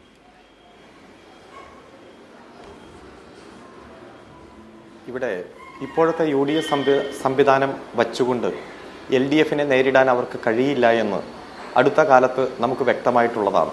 പ്രത്യേകിച്ച് ചരിത്രത്തിൽ ഇടം പിടിച്ചുകൊണ്ടാണ് കഴിഞ്ഞ പഞ്ചായത്ത് തെരഞ്ഞെടുപ്പിൻ്റെ റിസൾട്ട് വന്നത്. ഇതേപോലെ ഇവർ പറയുന്ന പല വിവാദങ്ങളും ആ സമയത്തും ഇവർ ഉയർത്തിക്കൊണ്ടുവന്നിരുന്നു. കേരളത്തിൻ്റെ മാധ്യമങ്ങൾ 3 മാസത്തോളം തുടർച്ചയായിട്ട് ചർച്ച നടത്തിയത് സ്വർണ്ണക്കള്ളക്കടത്തുമായി ബന്ധപ്പെട്ടുകൊണ്ട് ബിരിയാണി ചെമ്പിൻ്റെ ഉള്ളിൽ സ്വർണം കടത്തിയെന്ന് പറഞ്ഞ ആരോപണം, ഖുറാൻ്റെ ഉള്ളിൽ സ്വർണം കടത്തിയെന്ന് പറഞ്ഞ ആരോപണം, ഈന്തപ്പഴത്തിൻ്റെ കുരുവിൻ്റെ രൂപത്തിൽ സ്വർണം കടത്തിയെന്ന ആരോപണം, അതുപോലെ തന്നെ ലൈഫ് പദ്ധതിയുടെ പേരിൽ വടക്കാഞ്ചേരി എന്ന് പറഞ്ഞ് നടത്തിയ ആരോപണങ്ങൾ, ഇവയെല്ലാം 2019-20 കാലഘട്ടങ്ങളിൽ വളരെ സജീവമായിട്ടുള്ള ചർച്ചയായിരുന്നു. 2019 സെപ്റ്റംബറിലങ്ങ് ആരംഭിച്ചിട്ട് പിന്നെ അത് നീണ്ടു നിന്ന് നമ്മുടെ മുന്നിലുണ്ട്. ആ പത്രം തുറന്നാൽ ഇടതുപക്ഷ വിരുദ്ധ വാർത്തയും ചാനൽ തുറന്നാൽ ഇടതുപക്ഷ വിരുദ്ധ ബ്രേക്കിംഗ് ന്യൂസുകളും ഏറ്റവും കൂടുതൽ നടമാടിയിരുന്ന കാലത്ത് നടന്ന പഞ്ചായത്ത് തെരഞ്ഞെടുപ്പ്, ആ പഞ്ചായത്ത് തെരഞ്ഞെടുപ്പുകളുടെ അന്നു വരെയുള്ള ചരിത്രം തിരുത്തി എഴുതി. കേരളത്തിലെ പഞ്ചായത്ത് തെരഞ്ഞെടുപ്പുകൾക്ക് ഒരു ചരിത്രമുണ്ട്. ആരാണോ ഭരിക്കുന്ന മുന്നണി, ആ മുന്നണിക്ക് എതിരെ വോട്ട് ചെയ്ത ചരിത്രമാണ് പഞ്ചായത്ത് തെരഞ്ഞെടുപ്പിന്. LDF ഭരിക്കുമ്പോഴാണെങ്കിൽ പഞ്ചായത്ത് തെരഞ്ഞെടുപ്പിൽ വിജയിക്കുക UDF ആയിരിക്കും. UDF ഭരിക്കുമ്പോഴാണ് പഞ്ചായത്ത് തെരഞ്ഞെടുപ്പ് നടക്കണമെങ്കിൽ പഞ്ചായത്ത് തെരഞ്ഞെടുപ്പിൽ വിജയിക്കുക LDF ആയിരിക്കും. പക്ഷേ 2020 ഡിസംബർ മാസം 16 റിസൾട്ട് വന്നപ്പോൾ 6 കോർപ്പറേഷനിൽ 5 LDF, 14 ജില്ലാ പഞ്ചായത്തിൽ 11 LDF, 941 ഗ്രാമപഞ്ചായത്തിൽ 600ഓളം ഗ്രാമപഞ്ചായത്ത് LDF, ബ്ലോക്ക്, മുനിസിപ്പാലിറ്റി എല്ലാം ആധികാരികമായിട്ടുള്ള വിജയം നേടാൻ LDFന് കഴിഞ്ഞു. അത് ഇവർ നടത്തിയ എല്ലാ നുണപ്രചരണങ്ങളെയും അതിജീവിച്ചുകൊണ്ട് തന്നെയാണ് ഇത്തവണയും തന്നെയാണ് സാഹചര്യം. ഇപ്പൊ ഇവർ ആ സാഹചര്യം ഈ സാഹചര്യം എന്നൊക്കെ പറയുന്നു. ഇപ്പൊ ശബരിമലയുടെ പേര് പറയുന്നു. ശബരിമലയുടെ നയാ പൈസ നഷ്ടപ്പെടുന്ന സാഹചര്യം ഉണ്ടാകാൻ പാടില്ല. ആരെങ്കിലും അത്തരത്തിലുള്ള പ്രവർത്തിക്ക് കൂട്ടുനിന്നിട്ടുണ്ടെങ്കിൽ അവരെ നിയമത്തിന്റെ മുന്നിൽ കൊണ്ടുവരും. ആ നയാ പൈസ തിരിച്ച് ശബരിമലയിൽ വയ്പ്പിക്കും. ഒരാളെ പോലും സംരക്ഷിക്കുന്ന നിലപാട് പാർട്ടി എടുക്കില്ല. ഇത് തന്നെയാണ് പാർട്ടിയുടെ നിലപാട്. ഇതൊക്കെ ജനങ്ങൾക്ക് ബോധ്യമുണ്ട്. ജനങ്ങൾ ഈ പഞ്ചായത്ത് തെരഞ്ഞെടുപ്പിൽ എന്താ ചർച്ച ചെയ്യുന്നത്? പ്രാദേശിക ഭരണകൂടങ്ങളാണ്, പ്രാദേശിക ഗവൺമെന്റുകളാണ് പഞ്ചായത്തുകൾ. ആ പഞ്ചായത്തുകൾ ഉപയോഗിച്ചുകൊണ്ട് ഗവൺമെന്റ് നടത്തിയ പദ്ധതികൾ, ഇപ്പൊ UDFന്റെ പ്രതിപക്ഷ നേതാവ് അടക്കം പറഞ്ഞല്ലോ, LDF ഗവൺമെന്റ് 4,70,000 വീടാണ് ലൈഫ് പദ്ധതിയുടെ പേരിൽ പണിത് കൊടുത്തുള്ളൂ. അത് വലിയ ആക്ഷേപത്തോടെ പറഞ്ഞേ. UDFന്റെ കാലത്ത് ആകെ പണിത് കൊടുത്ത് 4,189 വീടുകളാണ് 2011 മുതൽ 2016 വരെ പണിത് കൊടുത്തത്. ഇവിടെയാണ് ഈ പ്രളയം, ഓക്കി ദുരന്തം, നിപ വൈറസ്, നൂറ്റാണ്ടിലെ മഹാപ്രളയം, കോവിഡ് ഒക്കെ ഉള്ളപ്പോഴും 4,71,442 വീടുകൾ പണിത് കൊടുത്തു. അതോടെ തന്നെ 1,26,600 വീടുകൾ ഇപ്പോൾ പണിതുകൊണ്ടിരിക്കുന്നു. ഒരു ദിവസം 133 വീടുകളാണ് നിർമ്മിച്ചു കൊണ്ടിരിക്കുന്നത്. പട്ടയവുമായി ബന്ധപ്പെട്ടുകൊണ്ട് ആകെ 4,10,958 പട്ടയം കൊടുത്തു എന്ന് UDF സമ്മതിക്കുന്നു. അതായത് ഒരു ദിവസം 120 പട്ടയങ്ങളാണ്. ഒരു മണിക്കൂറിൽ 5 പട്ടയം വിതരണം ചെയ്തുകൊണ്ടിരിക്കുക. PSC നിയമനം കഴിഞ്ഞ 9.5 വർഷമായി 3,02,202 PSC നിയമനങ്ങളായി കേരളത്തിൽ നടന്നേ. അതായത് ഒരു വർഷം 31,815 ശരാശരി, ഒരു മാസം 2,651, ഒരു ദിവസം 87 നിയമനങ്ങൾ നടന്നുകൊണ്ടിരിക്കുകയാണ്. അതുപോലെ തന്നെ കിഫ്ബിയുമായി ബന്ധപ്പെട്ടുകൊണ്ട് 9.5 വർഷത്തിനുള്ളിൽ 90,562 കോടി രൂപയാണ് പശ്ചാത്തല വികസനത്തിന് വേണ്ടി മാറ്റിവെച്ചത്. അതായത് ഒരു വർഷം 10,000 കോടി രൂപയുടെ വികസന പ്രവർത്തനം, പശ്ചാത്തല വികസന പ്രവർത്തനം ഈ കേരളത്തിൽ വരികയാണ്. നമുക്ക് ആലോചിക്കാൻ പറ്റിയിട്ടുണ്ടോ പണ്ടത്തെ കാലം ഈ ഓരോ വർഷത്തെ ഉണ്ടായിട്ടുള്ള നേട്ടം? അതുപോലെ തന്നെ റോഡ് വികസനം 35,600 കോടി രൂപയാണ് കഴിഞ്ഞ 9.5 വർഷമായി റോഡ് വികസനത്തിന് വേണ്ടി മാറ്റിവെച്ചത്. 60% റോഡുകളും BMBC നിലവാരത്തിലേക്ക് മാറി. തദ്ദേശ സ്വയംഭരണ വകുപ്പിന് തന്നെ 8,867 കോടി രൂപയാണ് റോഡ് വികസനത്തിന് വേണ്ടി മാറ്റിവെച്ചത്. ഈ ഗവൺമെന്റ് വരുമ്പോൾ സ്റ്റാർട്ടപ്പുകളുടെ എണ്ണം വെറും 300 ആയിരുന്നു 2016. അത് 7,400 സ്റ്റാർട്ടപ്പുകളുടെ എണ്ണം ഉയർന്നിരിക്കുക. കാർഷിക മേഖലയിൽ 24,990 ഹെക്ടറാണ് ഈ തരിശു ഭൂമി കൃഷി ഇറക്കുന്ന സാഹചര്യം ഉണ്ടായത്. അതുപോലെ പച്ചക്കറിക്ക് വരെ താങ്ങുവില നിശ്ചയിച്ച ഘട്ടം ഈ കേരളത്തിലുണ്ടായി. അതുപോലെ ടൂറിസം രംഗത്ത് ഈ കേരളത്തിൽ 5 വർഷത്തിനുള്ളിൽ 1,23,000 ടൂറിസ്റ്റുകളാണ് ഈ കേരളത്തിൽ 1,23,00,000 ടൂറിസ്റ്റുകളാണ് ഈ കേരളത്തിലേക്ക് വന്നത്. തദ്ദേശീയരായിട്ടുള്ള ടൂറിസ്റ്റുകളും വിദേശികളായിട്ടുള്ള ടൂറിസ്റ്റുകളും ഈ കേരളത്തിലേക്ക് വരിക. അതുപോലെ ട്രഷറി പൂട്ടും, സപ്ലൈകോ അടച്ചു പൂട്ടും, പെൻഷൻ ഇനി കിട്ടില്ല എന്ന് പറഞ്ഞതൊക്കെ നമ്മുടെ മുന്നിലുണ്ട്. എത്ര ആരോപണങ്ങളാണ്. ഇപ്പൊ സപ്ലൈകോ നിറഞ്ഞു കവിഞ്ഞിരിക്കുന്നു, പെൻഷൻ കുടിശ്ശികയില്ല. കഴിഞ്ഞ 10 വർഷം പൊതുവെ എന്ന് എടുത്തു നോക്കിയേ. പഞ്ചായത്ത് തെരഞ്ഞെടുപ്പിൽ ഏറ്റവും ഗൗരവത്തോടെ ജനങ്ങൾ ചർച്ച ചെയ്യുന്നു. പവർ കട്ടില്ലാത്ത 10 വർഷം, അഴിമതിയില്ലാത്ത 10 വർഷം, വർഗീയ കലാപങ്ങളില്ലാത്ത 10 വർഷം, ലോഡ് ഷെഡിംഗ് ഇല്ലാത്ത 10 വർഷം, നിയമന നിരോധനമില്ലാത്ത 10 വർഷം, പൊതുമേഖലാ സ്ഥാപനങ്ങൾ വിറ്റഴിച്ചിട്ടില്ലാത്ത 10 വർഷം, അതുപോലെ ട്രഷറികൾ അടച്ചുപൂട്ടാത്ത 10 വർഷം, ക്ഷേമ പെൻഷൻ കുടിശ്ശികയില്ലാത്ത 10 വർഷം, റേഷൻ മുടങ്ങാത്ത 10 വർഷം, സ്കൂൾ അടച്ചുപൂട്ടാത്ത 10 വർഷം, പാഠപുസ്തക വിതരണത്തിൽ തടസ്സങ്ങൾ ഉണ്ടാകാത്ത 10 വർഷം, ദേശീയപാത, തീരദേശ ഹൈവേ, മലയോര ഹൈവേ, അതുപോലെ ദേശീയ ജലപാത, ജലമെട്രോ, കെ-ഫോൺ, AI ക്യാമറ, മാലിന്യ നിർമ്മാർജ്ജനത്തിന്റെ മഹത്തായ മാതൃകകൾ, ഇടവൻ കൊച്ചി പാത, അതുപോലെ വ്യവസായ ഇടനാഴികൾ, ഇൻഫോ പാർക്കിന്റെ വികസനം, ടെക്നോ പാർക്കിന്റെ വികസനം, ഇതൊക്കെയാണ് ജനങ്ങൾ ചർച്ച ചെയ്യുന്നത്. ഒരു ഭാഗത്ത് പശ്ചാത്തല വികസന രംഗം, മറുഭാഗത്ത് സാമൂഹ്യക്ഷേമ പദ്ധതികൾ, മറുഭാഗത്ത് ഈ കേരളത്തിൽ കൃത്യമായി മുന്നോട്ട് വച്ചിരിക്കുന്ന വികസന അജണ്ട. ആ വികസന അജണ്ടയിൽ സമാനതകളില്ലാത്ത കുതിപ്പ് നാം കാണുന്നു. മാനവ വിഭവ സൂചിക, സുസ്ഥിര വികസന സൂചിക, ഈ 2 സൂചികയിലും ഇന്ത്യയിൽ തന്നെ കേരളം ഒന്നാമതെത്തുന്നത് നാം കാണുകയാണ്. വിദ്യാഭ്യാസ രംഗത്ത് മഹത്തായ കുതിപ്പ്, മാതൃക, ലോകത്തിന് മാതൃക, ആരോഗ്യരംഗത്തുള്ള കുതിപ്പ്, അതുപോലെ തന്നെ ക്ഷേമരംഗത്ത് നടത്തുന്ന കുതിപ്പ്, ഇവയെല്ലാം ജനം ചർച്ച ചെയ്യുമ്പോൾ നിങ്ങൾ എത്ര വിവാദങ്ങൾ ഉയർത്തിയാലും, നിങ്ങൾ എത്ര വ്യാജ ആരോപണങ്ങൾ ഉയർത്തിയാലും ആ ആരോപണങ്ങളുടെ പിറകെ നിങ്ങൾ പൊയ്ക്കോളൂ എന്ന് പറയാനേ സമയമുള്ളൂ. കഴിഞ്ഞ നിയമസഭാ തെരഞ്ഞെടുപ്പിന്റെ സമയത്ത് UDF-ന്റെ കൺവീനർ MM ഹസൻ പറഞ്ഞില്ലേ, ഞങ്ങൾ അധികാരത്തിൽ വന്നാൽ ലൈഫ് മിഷൻ പിരിച്ചുവിടും, ഞങ്ങൾ അധികാരത്തിൽ വന്നാൽ പൊതുവിദ്യാഭ്യാസ യജ്ഞം അവസാനിപ്പിക്കും, ഞങ്ങൾ അധികാരത്തിൽ വന്നാൽ കേരള ബാങ്ക് പിരിച്ചുവിടും എന്നൊക്കെ പറഞ്ഞപ്പോൾ കേരളത്തിലെ ജനങ്ങൾ പറഞ്ഞു, നിങ്ങൾ അധികാരത്തിൽ വരണ്ട, നിങ്ങൾ പ്രതിപക്ഷത്ത് തന്നെ ഇരുന്നോളി, നിങ്ങൾ ആജീവനാന്ത പ്രതിപക്ഷത്ത് തന്നെ ഇരുന്നോളാൻ പറഞ്ഞ സാഹചര്യമുണ്ട്. ആ സമാനമായിട്ടുള്ള സാഹചര്യത്തിലേക്കാണ് കേരളം പോയിക്കൊണ്ടിരിക്കുന്നത്. അതുകൊണ്ട് ഞങ്ങൾ ഈ വികസന പ്രവർത്തനങ്ങൾ കൃത്യമായി ജനങ്ങളുടെ മുന്നിൽ അവതരിപ്പിച്ചുകൊണ്ടിരിക്കുകയാണ്. വാർഡ് കൺവെൻഷനുകൾ പൂർത്തീകരിച്ചു, കുടുംബയോഗങ്ങൾ നടക്കുന്നു, വിവിധ സ്ക്വാഡ് പ്രവർത്തനം നടക്കുന്നു. അതിന്റെ ഭാഗമായിട്ടെല്ലാം ജനങ്ങളോട് സംവദിച്ചുകൊണ്ടിരിക്കുന്നു. പെൻഷൻ ഞങ്ങൾ വരുമ്പോൾ 600, 32 ലക്ഷം പേർക്കാണ് പെൻഷൻ. അത് 18 മാസം കുടിശ്ശികയായിരുന്നു. ഞങ്ങളത് 64 ലക്ഷം പേർക്കായിട്ട് ഉയർത്തി, 600-ൽ നിന്ന് 1600 രൂപയാക്കി, ഇപ്പോൾ അത് 2000 രൂപയാക്കി മാറ്റി. ഞങ്ങൾ കൃത്യമായി പറഞ്ഞു വീട്ടമ്മമാർക്ക് പെൻഷൻ. അന്ന് ഞങ്ങളെ കളിയാക്കി. ഇപ്പൊ 34.5 ലക്ഷം വീട്ടമ്മമാർക്ക് 1000 രൂപ വീതം പെൻഷൻ കൊടുക്കുന്നു. അതോടൊപ്പം തന്നെ യുവജനങ്ങൾക്ക് വിദ്യാഭ്യാസം പൂർത്തീകരിച്ച് തൊഴിലിന് വേണ്ടി കാത്തിരിക്കുന്ന യുവജനങ്ങൾക്ക് 5 ലക്ഷം പേർക്ക് പെൻഷൻ കൊടുക്കുന്നു. അപ്പൊ 64 ലക്ഷം പ്ലസ് 34 ലക്ഷം പ്ലസ് 5 ലക്ഷം പ്ലസ് 1 കോടിയിലധികം പേർക്ക് ഗവൺമെന്റിന്റെ കരുതലുകൾ എത്തിച്ചേരുകയാണ്. കേരളത്തിന്റെ ജനസംഖ്യ 3.5 കോടി, 18 വയസ്സിൽ മുകളിലുള്ളവരുടെ എണ്ണം 2.25 കോടി. അതിൽ 1 കോടി ആളുകൾക്കാണ് ജനങ്ങളുടെ കരുതൽ എത്തുന്നത്. ഇത്തരത്തിൽ ജനകീയമായിട്ട് പ്രവർത്തിക്കുന്ന ഗവൺമെന്റ് ലോകത്തെവിടെയാണ് മിസ്റ്റർ ഉള്ളത്? അതുകൊണ്ട് UDF-ന്റെ നേതാക്കന്മാർ പലരും മറന്നുപോവുകയാണ്. ഇപ്പൊ സപ്ലൈകോന്റെ ഉദ്ഘാടനം പറവൂര് നടത്തിയപ്പോൾ പ്രതിപക്ഷ നേതാവ് ഒരു പ്രസംഗം നടത്തി, ഈ സപ്ലൈകോ ഇങ്ങനെ നിറഞ്ഞു കവിഞ്ഞത് ഞാൻ കണ്ടിട്ടില്ല എന്ന്. 2 ദിവസം കഴിഞ്ഞ് നിയമസഭയിൽ അടിയന്തര പ്രമേയം അവതരിപ്പിച്ചു. ഏത് കേരളത്തിൽ വിലക്കയറ്റമാണ്. അപ്പൊ ഭക്ഷ്യമന്ത്രി ചോദിച്ചു, നിങ്ങളുടെ മണ്ഡലത്തിൽ സപ്ലൈകോ ഉദ്ഘാടനം ചെയ്തുകൊണ്ട് നിങ്ങൾ നടത്തിയ പ്രസംഗം ഉണ്ടല്ലോ, ആ പ്രസംഗം. അപ്പൊ പുള്ളി പറഞ്ഞത് എനിക്ക് ഓർമ്മയില്ല എന്നാണ് പറഞ്ഞത്. പ്രതിപക്ഷ നേതാവിനും അതുപോലെ UDF-ന്റെ നേതാക്കന്മാർക്കും ഒന്നും ഓർമ്മയില്ലാത്ത കാലം നമ്മൾ കാണുകയാണ്. എന്നാൽ ജനങ്ങൾക്ക് കൃത്യമായിട്ട് ഓർമ്മയുണ്ട്. ഓരോ നേട്ടങ്ങളെയും ജനങ്ങൾ ചർച്ച ചെയ്യുകയാണ്, വികസന പ്രവർത്തനങ്ങളെ ചർച്ച ചെയ്യുകയാണ്, സാമൂഹ്യ സുരക്ഷാ പദ്ധതികൾ ചർച്ച ചെയ്യുകയാണ്. അതുകൊണ്ട് ജനം LDF-നൊപ്പമാണ്. നിങ്ങൾ എതിർക്കുന്നവർ എതിർത്തോട്ടെ, ആരോപണങ്ങൾ ഉന്നയിക്കുന്നവർ ഉന്നയിച്ചോട്ടെ, അതിന്റെ പിറകെ പോകുന്നവർ പോയിക്കോട്ടെ. ഒരു പ്രശ്നവും കേരളത്തിലെ ജനങ്ങൾക്കില്ല. ശരി, അഡ്വക്കേറ്റ് N. ലാൽകുമാർ, നോക്കൂ, ഇതിനൊക്കെ N. ശ്രീകുമാർ തുടക്കത്തിൽ പറഞ്ഞ ചില കാര്യങ്ങളുണ്ടല്ലോ, ഈ കാര്യങ്ങളൊക്കെ അരുൺകുമാർ പറയും എന്നുള്ളത് അദ്ദേഹത്തിന് കൃത്യമായി അറിയാം. അതുകൊണ്ട് തന്നെയാണ് അദ്ദേഹം 3 കാര്യങ്ങളുമായിട്ട് വന്നത്. അതിലൊന്ന് ശബരിമല, പിന്നെ പൊതുവെ പ്രതിപക്ഷത്തെയും ഭരണപക്ഷത്തെയൊക്കെ ജനം അളക്കും എന്ന് പറഞ്ഞു വന്നത്. അതിൻ്റെ കൂട്ടത്തിൽ അദ്ദേഹം ഒന്നുകൂടെ പറഞ്ഞു, ഒരു പ്രകടന പത്രിക ഇപ്പോൾ UDF ഇറക്കിയിട്ടുണ്ട്, അത് ആരും ചർച്ച ചെയ്യുന്നില്ല എന്നും കൂടി പറഞ്ഞിട്ടുണ്ട്. ഈ നേരത്തെ അരുൺകുമാർ പറഞ്ഞതും അതിനു മുമ്പ് ഇറക്കിയ പ്രകടന പത്രികയിൽ നടപ്പിലാക്കിയ കാര്യങ്ങളുടെ തുടർച്ചയായിരുന്നല്ലോ. എന്താണ് N. ശ്രീകുമാറുള്ള മറുപടി?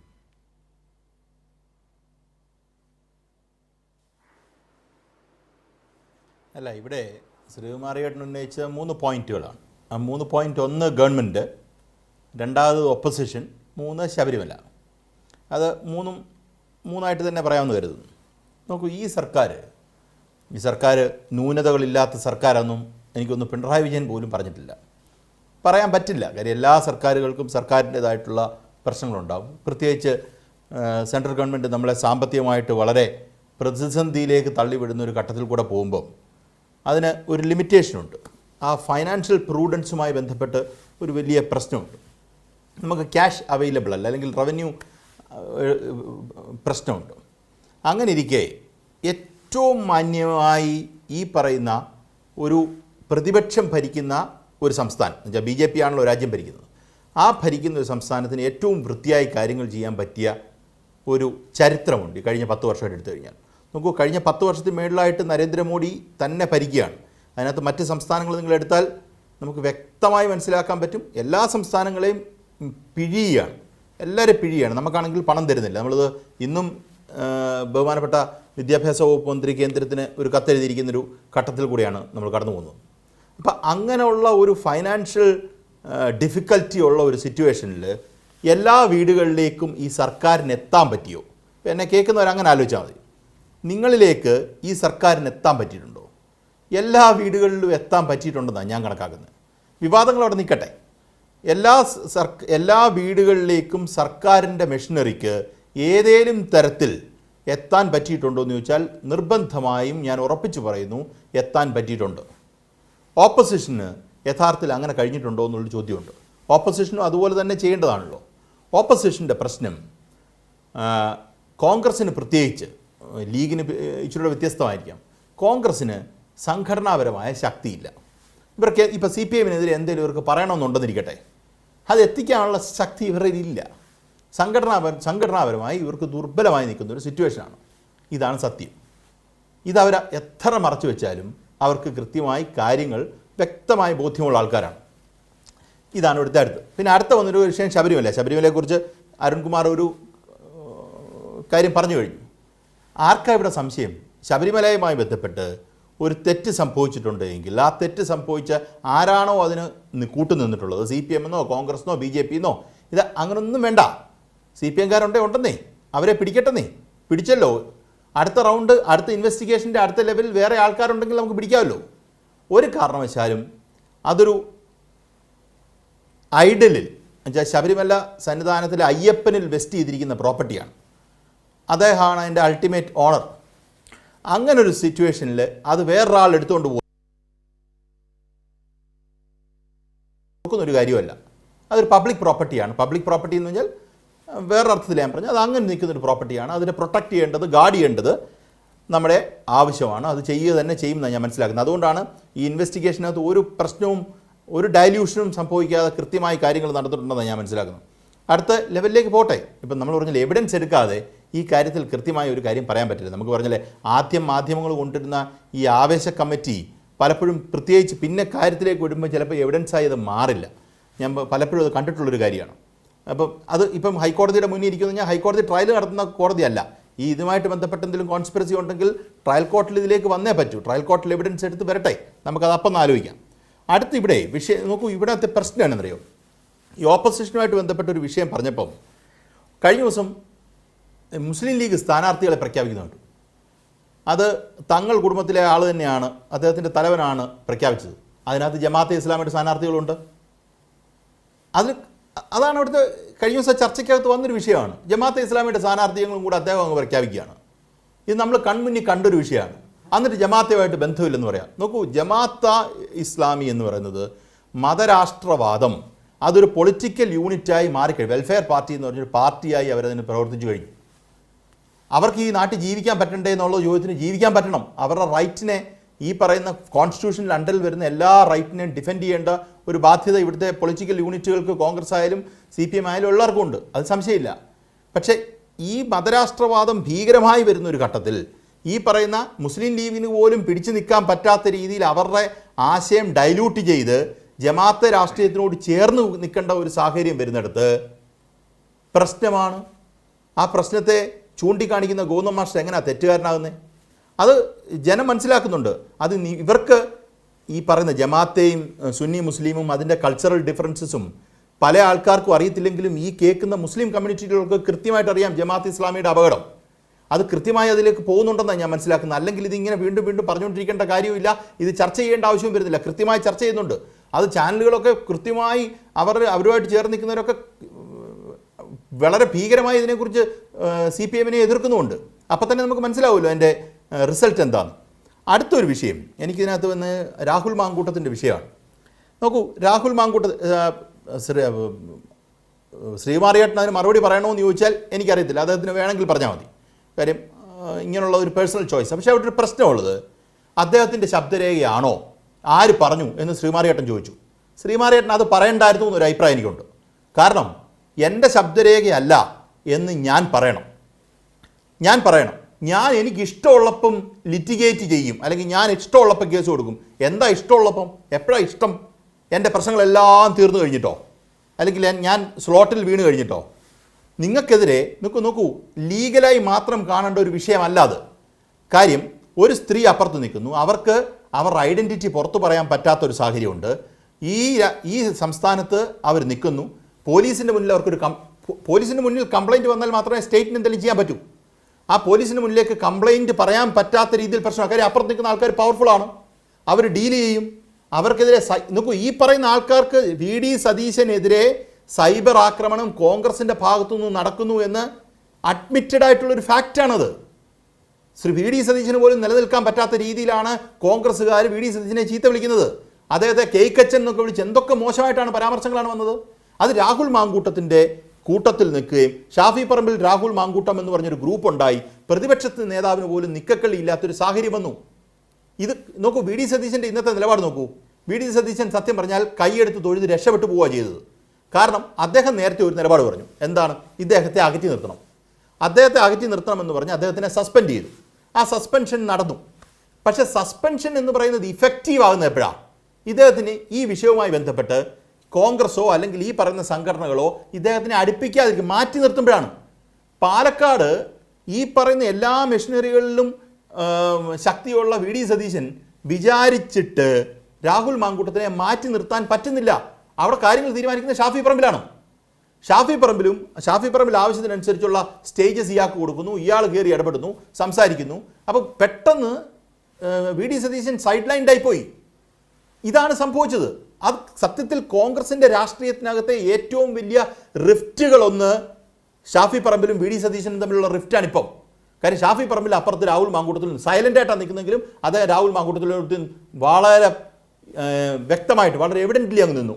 അതേ സ്ഥാനത്ത് ഇപ്പുറത്ത് വി ഡി സതീശൻ്റെ ഒരു നിലപാട് എടുത്ത ശേഷവും അദ്ദേഹത്തിന് അതുമായിട്ട് ഹോൾഡ് ചെയ്യാൻ പറ്റുന്നില്ല. കാര്യം എന്താ, അപ്പുറത്തെ ആൾക്കാർ അദ്ദേഹത്തിൻ്റെ താല്പര്യത്തിന് വിരുദ്ധമായി ചെയ്തുകൊണ്ടിരിക്കുക. അതുകൊണ്ടാണ് അദ്ദേഹം പറയുന്നത് ഇത് KPCC പ്രസിഡന്റിനോട് ചോദിക്കൂ. നോക്കൂ, നിങ്ങൾ തന്നെ ഒരു നടപടി എടുത്തിട്ട് ആ നടപടി നിങ്ങൾക്ക് അപ്ഹോൾഡ് ചെയ്യാൻ പറ്റാത്ത സാഹചര്യം വരികയാണെങ്കിൽ പിന്നെ ആ നടപടിയെക്കുറിച്ച് പറഞ്ഞിട്ട് കാര്യമുണ്ടോ? അദ്ദേഹം പുറത്താണ്, അദ്ദേഹത്തിൻ്റെ അടുക്ക് ഒരു പ്രാവശ്യം നടപടി എടുത്തില്ലേ, രണ്ടാമത്തെ തവണ എങ്ങനെ നടപടി എടുക്കും? നിങ്ങൾ രാഹുൽ മാങ്കൂട്ടത്തിനെതിരെ വീണ്ടും നടപടിയെടുക്കണമെന്ന് ആരും ആവശ്യപ്പെട്ടിട്ടില്ല. ഈ പറയുന്ന കോൺഗ്രസുമായി ബന്ധപ്പെട്ട സംഘടനകളും കോൺഗ്രസുമായി ബന്ധപ്പെട്ടവരെയും മാറ്റി നിർത്തിക്കൊണ്ട് നിങ്ങൾക്ക് പ്രവർത്തിക്കാൻ പറ്റും. നോക്കൂ, രാഹുൽ മാങ്കൂട്ടം നിയമസഭ വന്നത് എങ്ങനെയാ? തിരുവനന്തപുരത്തെ ഒരു യൂത്ത് കോൺഗ്രസ് നേതാവിൻ്റെ കൂട്ടത്തിലാണ്. അദ്ദേഹത്തെ ഇവർക്ക് വിലക്കരുതോ? അതെന്തുകൊണ്ട് വിലക്കാൻ പറ്റുന്നില്ല? അപ്പോൾ ചുരുക്കത്തിൽ പറഞ്ഞാൽ കോൺഗ്രസിനകത്ത് എനിക്കൊരു സംശയവുമില്ല കാര്യത്തിൽ. KMCC അതിൻ്റെ ഒരു ഭാഗമാണ്. മുസ്ലിം ലീഗിൻ്റെ അകത്ത് കോൺഗ്രസിന് കൊടുക്കാൻ പറ്റാത്ത വേദികൾ ഒരു സെക്കൻഡ് ഞാൻ കൺക്ലൂഡ് ചെയ്യാം. കോൺഗ്രസിന് കൊടുക്കാൻ പറ്റാത്ത വേദികൾ മുസ്ലിം ലീഗിന് ഉണ്ടാക്കി കൊടുക്കാൻ കഴിഞ്ഞു. അങ്ങനെ രാഹുൽ മാങ്കൂട്ടത്തിനെ തിരിച്ച് കളത്തിലിറക്കുന്നത് വഴി യഥാർത്ഥത്തിൽ കോൺഗ്രസിനകത്ത് ഈ പറയുന്ന വി ഡി സതീശനെ സൈഡ് ലൈൻ ചെയ്യുന്ന ഒരു സാഹചര്യം ഉണ്ടായി. അതുകൊണ്ടാണ് നിശബ്ദനായി ഇരിക്കുന്ന ഒരു വി ഡി സതീശനെ ഈ വിഷയവുമായി ബന്ധപ്പെട്ട് മിണ്ടാതിരിക്കുന്നത് നമ്മൾ കാണുന്നത്. അത് യഥാർത്ഥത്തിൽ പ്രതിപക്ഷ നേതാവിന് ഉണ്ടായിരിക്കുന്ന ഒരു മോറൽ ഡീഗ്രഡേഷനാണ്. തെളിവ് വെച്ച് മാത്രമല്ല നമ്മൾ കാര്യം പറഞ്ഞത്. ഒറ്റ കാര്യം കൂടെ പറഞ്ഞ് ഞാൻ അവസാനിപ്പിക്കാം. നോക്കൂ, രാഹുൽ മാങ്കൂട്ടം തെറ്റ് ചെയ്തു എന്ന് പറഞ്ഞ ആൾക്കാരിൽ ഒരാളാണ് രമേശ് ചെന്നിത്തല. ദ ക്യൂ എന്ന് പറയുന്ന ചാനലിന് കൊടുത്ത ഇന്റർവ്യൂവിനകത്ത് അദ്ദേഹം പറഞ്ഞു, പാർട്ടിക്ക് ഇയാൾ തെറ്റ് ചെയ്തു എന്ന് ബോധ്യപ്പെട്ടിട്ടുണ്ട്. മുൻ പ്രതിപക്ഷ നേതാവായിട്ടിരുന്ന ഒരാളല്ലേ, മന്ത്രിയായിട്ടിരുന്ന ഒരാളല്ലേ, കോൺഗ്രസിന്റെ KPCC പ്രസിഡന്റ് ആയിട്ടിരുന്ന ഒരാളാണത് പറയുന്നത്.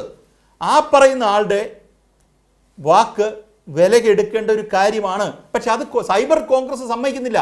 മറ്റു കോൺഗ്രസിന് ചെയ്യണമെന്ന് ആഗ്രഹമുണ്ട്. KPCC പ്രസിഡന്റ് വിചാരിച്ചാൽ ഒന്നും നടക്കത്തില്ല. കാര്യങ്ങൾ തീരുമാനിക്കുന്നത് ഷാഫി പറമ്പിലും കൂട്ടരും ഈ സൈബർ ആൾക്കാരോടാണ്. ഒറ്റ കാര്യം കൂടെ, ഒരു കാര്യം അത് ഞാൻ അവസാനം പറഞ്ഞായിട്ട് ഒന്നുകൂടെ പറയണ്ട. ഈ വിഷയം എൻറ്റയർ എപ്പിസോഡ് കഴിഞ്ഞ ദിവസം ഒരു ഓഡിയോ വന്നല്ലോ. ഒറ്റ മഹിളാ കോൺഗ്രസ് നേതാക്കന്മാർ മറുപടി പറഞ്ഞിട്ടുണ്ടോ? ശബ്ദിച്ചിട്ടുണ്ടോ ഈ വിഷയത്തിൽ? സ്ത്രീയുമായി ബന്ധപ്പെട്ട ഒരു വിഷയത്തിൽ അപ്പോഴേ ഓടി പൊട്ടിത്തെറിച്ച് ബഹളം ഉണ്ടാക്കുന്ന ബിന്ദു കൃഷ്ണനെ കാണുന്നില്ല, ഷാനിമോൾ ഉസ്മാനെ കാണുന്നില്ല, ഉമാ തോമസ് ആദ്യം പറഞ്ഞു, ഉമാ തോമസിനെ കാണുന്നില്ല. ആർക്കും മിണ്ടാൻ പറ്റുന്നില്ല. കാര്യം എന്താ? അത്രത്തോളം അധിക്ഷേപമാണ് ഈ പറയുന്ന കൂട്ടർക്കെതിരെ ഇവർ നടത്തിക്കൊണ്ടിരിക്കുന്നത്. അത് അവർക്കറിയാം. അവരുടെ നിസ്സഹായതയായിട്ടാണ് ഞാൻ കണക്കാക്കുന്നത് കേട്ടോ. ഞാൻ അവരെ മോശമാക്കി പറയാനില്ല. അവർ നിസ്സഹായം നിൽക്കുകയാണ്. ആ നിസ്സഹായത എന്ന് പറഞ്ഞാൽ കോൺഗ്രസിനകത്തുണ്ടായിരിക്കുന്ന വലിയ പ്രശ്നങ്ങളുടെ ഒരു ഭാഗമായിട്ട് ഞാൻ കണക്കാക്കുന്നു. ഞാൻ നിർത്തി. ശ്രീ N. ശ്രീകുമാർ, നോക്കുക, ഈ കാര്യത്തിൽ നമുക്ക് ഒരുപാട് കാര്യങ്ങൾ ചർച്ച ചെയ്യാനുണ്ട്. പക്ഷേ കോൺഗ്രസ് ഭാഗം ജനങ്ങളുടെ മുമ്പാകെ ഇപ്പോൾ ഈ ചർച്ചയിൽ വെച്ചുകൊണ്ടിരിക്കുന്ന താങ്കൾ ഈ രാഹുൽ മാങ്കൂട്ടത്തിൻ്റെ കാര്യത്തിൽ എടുത്ത നിലപാട് ആ വിഷയത്തിനകത്തേക്ക് നമ്മളെ കൊണ്ടുപോകുന്നതല്ല. അതുകൊണ്ട് താങ്കൾക്ക് ബുദ്ധിമുട്ടുണ്ടാകേണ്ടതില്ല. ഞാൻ താങ്കളെ ബുദ്ധിമുട്ടിച്ച് ആ വിഷയത്തിൻ്റെ ശരിതെറ്റുകളും അതിനകത്തെ പ്രശ്നങ്ങളും ഗർഭഛിദ്രവും ഗർഭിണിയാക്കിയതും ഒക്കെ, ഇതൊരു മോശം വാക്കല്ലല്ലോ, ഇത് നമ്മൾ കേട്ടുകൊണ്ടിരിക്കുകയല്ലേ. ഇതിവിടെ നമ്മൾ ചർച്ച ചെയ്യാൻ പോകണ്ട, അതെങ്ങനെയെന്നുള്ളത് അല്ല ചർച്ച. പക്ഷെ അങ്ങനെ ഒരു MLAയുടെ പേരിൽ ഒരു സ്ത്രീയുടെ ശബ്ദം ഇങ്ങനെ വരുമ്പോൾ അത് വീണ്ടും ആ സ്ത്രീ മുഖ്യമന്ത്രിയോട് പരാതി പറയാൻ പോവുകയാണ് എന്ന് പറഞ്ഞുകൊണ്ട് വീണ്ടും ആ ശബ്ദം വീണ്ടും നമ്മൾ കേൾക്കുന്ന ഒരു ഘട്ടം വരുമ്പോൾ ഈ കാര്യത്തിൽ ഒരു നടപടിയെടുത്ത പാർട്ടിയാണ് കോൺഗ്രസ്. അച്ചടക്ക നടപടിയെടുത്തിട്ടുണ്ട് രാഹുൽ മാങ്കൂട്ടത്തിനെതിരെ. ആ നടപടിക്ക് ശേഷമാണ് രാഹുൽ മാങ്കൂട്ടത്തിൽ നിയമസഭയിൽ നേരത്തെ ലാൽകുമാർ പറഞ്ഞതുപോലെ എത്തിയത്. അതിനുശേഷം ഇപ്പോൾ പാലക്കാട്ട് പല പരിപാടികളിൽ പങ്കെടുക്കുന്നത്, തിരുവനന്തപുരം സെക്രട്ടേറിയറ്റിന് മുന്നിൽ പ്രതിപക്ഷ നേതാവ് ഉൾപ്പെടെ പങ്കെടുക്കേണ്ട പരിപാടികളിൽ വന്ന് നമ്മൾ നാടകങ്ങൾ കണ്ടത്. ഇപ്പോൾ ഇതാ പല തരത്തിൽ പ്രാദേശികമായി ജില്ലാ കമ്മിറ്റി ഉൾപ്പെടെ ഒക്കെ സംഘടിപ്പിക്കുന്ന പരിപാടികൾ ഉൾപ്പെടെ വരുന്നത്. അതിൻ്റെ പുറത്ത് കോൺഗ്രസിനകത്ത് പല തട്ടുകളിൽ ആളുകൾ നേതാക്കന്മാർ പ്രതികരിക്കുന്നത്. അപ്പോഴും കെ മുരളീധരൻ പ്രതികരിച്ചത് നോക്കുക. രാഹുലിനെ പാർട്ടിയിൽ നിന്ന് ഇപ്പോൾ സസ്പെൻഡ് ചെയ്തിട്ടുണ്ട്. UDFിൻ്റെ ഔദ്യോഗിക പരിപാടികളിൽ രാഹുൽ പങ്കെടുക്കുന്നില്ല. ഇനി പങ്കെടുത്താൽ നടപടി കടുപ്പിക്കും എന്നാണ് ഇന്ന് അദ്ദേഹം പറഞ്ഞിരിക്കുന്നത്. രമേശ് ചെന്നിത്തല പറഞ്ഞത് നേരത്തെ ലാൽകുമാർ പറഞ്ഞു. അതുപോലെ തന്നെ മറ്റ് പല നേതാക്കളും പറഞ്ഞിട്ടുണ്ട്. KC വേണുഗോപാൽ ഉൾപ്പെടെ ഇന്ന് വൈകുന്നേരം പറഞ്ഞിട്ടുണ്ട്. ഈ കാര്യത്തിലൊക്കെ അവിടുത്തെ പാലക്കാട്ടെ ആളുകളാണ് തീരുമാനിക്കുന്നത് അത്രേ. ഇതെന്ത് സംഘടനയാണ് സർ? ഒരു സംഘടനയിൽ സംസ്ഥാന തലത്തിലൊരു തീരുമാനം, ഒരു നടപടി എടുത്താൽ അത് പ്രാദേശികമായി താഴെത്തട്ടിൽ ആളുകൾ ഇങ്ങനെയാണ് പാർട്ടി പ്രവർത്തകർ അതിനെ കാണുന്നതെങ്കിൽ അതെന്ത് സംഘടനയാണെന്ന് സാധാരണ ജനം ചിന്തിക്കില്ലേ? സ്ത്രീക്കെതിരെ ഒരു പ്രശ്നമുണ്ടാകുമ്പോൾ അതിലെന്ത് നടപടിയാണ് കോൺഗ്രസ് ഇങ്ങനൊരു അച്ചടക്ക നടപടി എടുക്കുമ്പോൾ അതിനെ പിന്തുടർന്ന് മുന്നോട്ട് പോകുന്നതെന്ന് ആളുകൾ തദ്ദേശ സ്വയംഭരണ സ്ഥാപനങ്ങളിലേക്ക് നടക്കുന്ന തെരഞ്ഞെടുപ്പിൽ ചിന്തിക്കില്ലേ? അതിനുള്ള മറുപടി മതി. രാഹുലിൻ്റെ കാര്യം പറയണ്ട. നോക്കൂ ഡോക്ടർ അരുൺ, ഡോക്ടർ ലാലെ, താങ്കളുടെ മറുപടി ഞാൻ പറഞ്ഞു തരാം. പക്ഷേ അതിന് മുമ്പ് അരുൺകുമാർ, ലാൽകുമാർ ഒരുപാട് വിഷയങ്ങൾ പറഞ്ഞല്ലോ. അപ്പം അതിൽ അരുൺകുമാർ പറഞ്ഞത് കേരളം ചർച്ച ചെയ്യുന്ന ഒരുപാട് വിഷയങ്ങൾ, അദ്ദേഹം ഈ ഒരു പൊതുയോഗത്തിൽ പ്രസംഗിക്കുന്ന പോയിന്റുകളാണത്. ആ പോയിന്റുകൾ ചാനൽ ചർച്ചയിൽ എന്താണെന്ന് പ്രസക്തി എനിക്കറിയില്ല. ഒരു പക്ഷേ അത് കേൾക്കുന്നവർക്ക് അത് ഉൾക്കൊള്ളാനായിരിക്കാം. അതൊക്കെ ജനം ചർച്ച ചെയ്തു എന്ന് അദ്ദേഹം പറഞ്ഞു. ജനം ചർച്ച ചെയ്തു, അതുകൊണ്ടാണ് നിലമ്പൂരിൽ തോറ്റുപോയത്. ജനം ചർച്ച ചെയ്തു, അതുകൊണ്ടാണ് പാലക്കാട് തോറ്റ് 3-ാം സ്ഥാനത്തെത്തിയത്. ജനം ചർച്ച ചെയ്തു, അതുകൊണ്ടാണ് വയനാട്ട് മന്ത്രി കേളുവിൻ്റെ മണ്ഡലത്തിലടക്കം കോൺഗ്രസ് തിരിച്ചുപിടിച്ച് പ്രിയങ്കയുടെ ഭൂരിപക്ഷം കൂട്ടിയത്. അതാണ് അവിടുത്തെ കാര്യം. പിന്നെ മറ്റൊരു വിഷയം, ശബരിമല കാര്യത്തിൽ കോടതി നിയോഗിച്ച അന്വേഷണ ഉദ്യോഗസ്ഥന്മാരാണ് CPM നേതാക്കളെ പിടിച്ചത്. ഈ KS അരുൺകുമാർ പറഞ്ഞ കാര്യങ്ങളെല്ലാം ചർച്ച ചെയ്തതോടൊപ്പം തന്നെ അവസാനം ഇത് ഒരുപാട് നല്ല കാര്യങ്ങൾ ചെയ്തു എന്ന് അരുൺകുമാർ പറഞ്ഞല്ലോ. അവസാനം ശബരിമല ശാസ്താവിൻ്റെ സ്വർണവും കട്ടു എന്നാണ് ജനം ചർച്ച ചെയ്യുന്നത്. അതേ ഞാനും പറഞ്ഞുള്ളൂ. അക്കൂട്ടത്തിൽ നമ്മുടെ ലാൽകുമാർ പറഞ്ഞതും അത് തന്നെയാണ്. അതായത് ഗവൺമെൻറ്റിൻ്റെ കാര്യം ചർച്ച ചെയ്യുമ്പോഴും അതുപോലെ വേറെ ഏത് വിഷയം ചർച്ച ചെയ്യുമ്പോഴും UDFനെ നിങ്ങൾ കുറ്റപ്പെടുത്തി ഇതുപോലെയാണല്ലോ ബിരിയാണി ചെമ്പും ചർച്ച ചെയ്യുന്നത് എന്നും കൂടി ചൂണ്ടിക്കാട്ടിയല്ലോ അരുൺകുമാർ. അന്ന് ചർച്ച ചെയ്തത് ഇതൊക്കെ തന്നെയാണല്ലോ. അല്ല, ബിരിയാണി ചെമ്പും ഒരുപാട് കാര്യം ചർച്ച ചെയ്തു. കിറ്റ് രാഷ്ട്രീയം നമ്മൾ ചർച്ച ചെയ്തിട്ടുണ്ട്. വീണ്ടും ചർച്ച ചെയ്യാം കിറ്റ് രാഷ്ട്രീയം. 2021 CPMൻ്റെ ജയത്തിന് കാരണമായ കിറ്റ് രാഷ്ട്രീയം ഇവിടെ തന്നെ ഇപ്പോഴും അദ്ദേഹം പറയുന്നത് കോവിഡ് നമ്മുടെ ഓർക്കി ദുരന്തമൊക്കെ അല്ലേ പറയുന്നത്. അപ്പോൾ അതൊരു സ്ഥിരം പറഞ്ഞുകൊണ്ടിരിക്കട്ടെ, വിരോധമില്ല. പക്ഷേ ഡോക്ടർ ലാൽ, താങ്കൾ ഇതിനിടയ്ക്ക് ഞാൻ പറയാത്തൊരു കാര്യം പറഞ്ഞു. ഞാൻ പറഞ്ഞത് UDFിൻ്റെ പ്രകടന പത്രിക ജനം ചർച്ച ചെയ്യുന്നില്ലെന്നല്ല പറഞ്ഞത്. ഞാൻ ഒരു അക്കാഡമിക് നിരീക്ഷണത്തിൽ പറഞ്ഞാൽ, താങ്കളൊരു അക്കാഡമിഷ്യൻ ആയതുകൊണ്ട് അത് ആ നിലയ്ക്ക് എടുക്കുന്നതെന്ന് വിചാരിച്ച്, UDFിൻ്റെയും LDFിൻ്റെയും പ്രകടന പത്രികകളുടെ താരതമ്യം പൊതുവേ മാധ്യമങ്ങൾ ചർച്ച ചെയ്യുന്നില്ല എന്നുള്ള കാര്യത്തിൽ ഞാനും ഇവിടെ ഇരിക്കുന്ന അരുൺകുമാറും ലാൽകുമാറും ഒക്കെ അതൊരു അക്കാഡമിക് നിലവാരത്തിൽ യോജിക്കുമെന്നാണ് ഞാൻ അക്കാഡമിഷ്യനായി കാണുന്നത് കൊണ്ട് ആ നിലയിൽ നിന്നുകൊണ്ട് ഞാനൊരു നിരീക്ഷണം പറയട്ടെ. പഴയതുപോലെ UDFിൻ്റെയും LDFിൻ്റെയും പ്രകടന പത്രികകൾ അങ്ങനെ താരതമ്യം ചെയ്തൊരു സമയം കളയേണ്ട അവസ്ഥയില്ല. കാരണം മുൻകാലങ്ങളൊന്നും ഇല്ലാത്ത വിധം കഴിഞ്ഞ 10 വർഷമായി ഇടതുപക്ഷം ഈ പ്രകടന പത്രികയുടെ വാല്യൂ അല്ലാതെ കൂട്ടിയിട്ടുണ്ട്. അത് അവർ തന്നെ പ്രോഗ്രസ് റിപ്പോർട്ടൊക്കെ തയ്യാറാക്കി ജനങ്ങളുടെ മുമ്പാകെ വെക്കുന്നുണ്ട്.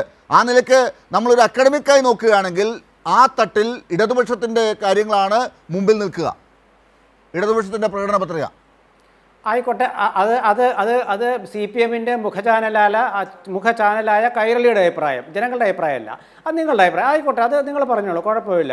പക്ഷേ ഈ പ്രകടന പത്രികയിൽ പറയാത്ത ചില കാര്യങ്ങൾ വലിയ വിഷയമില്ല അരുൺകുമാറെ.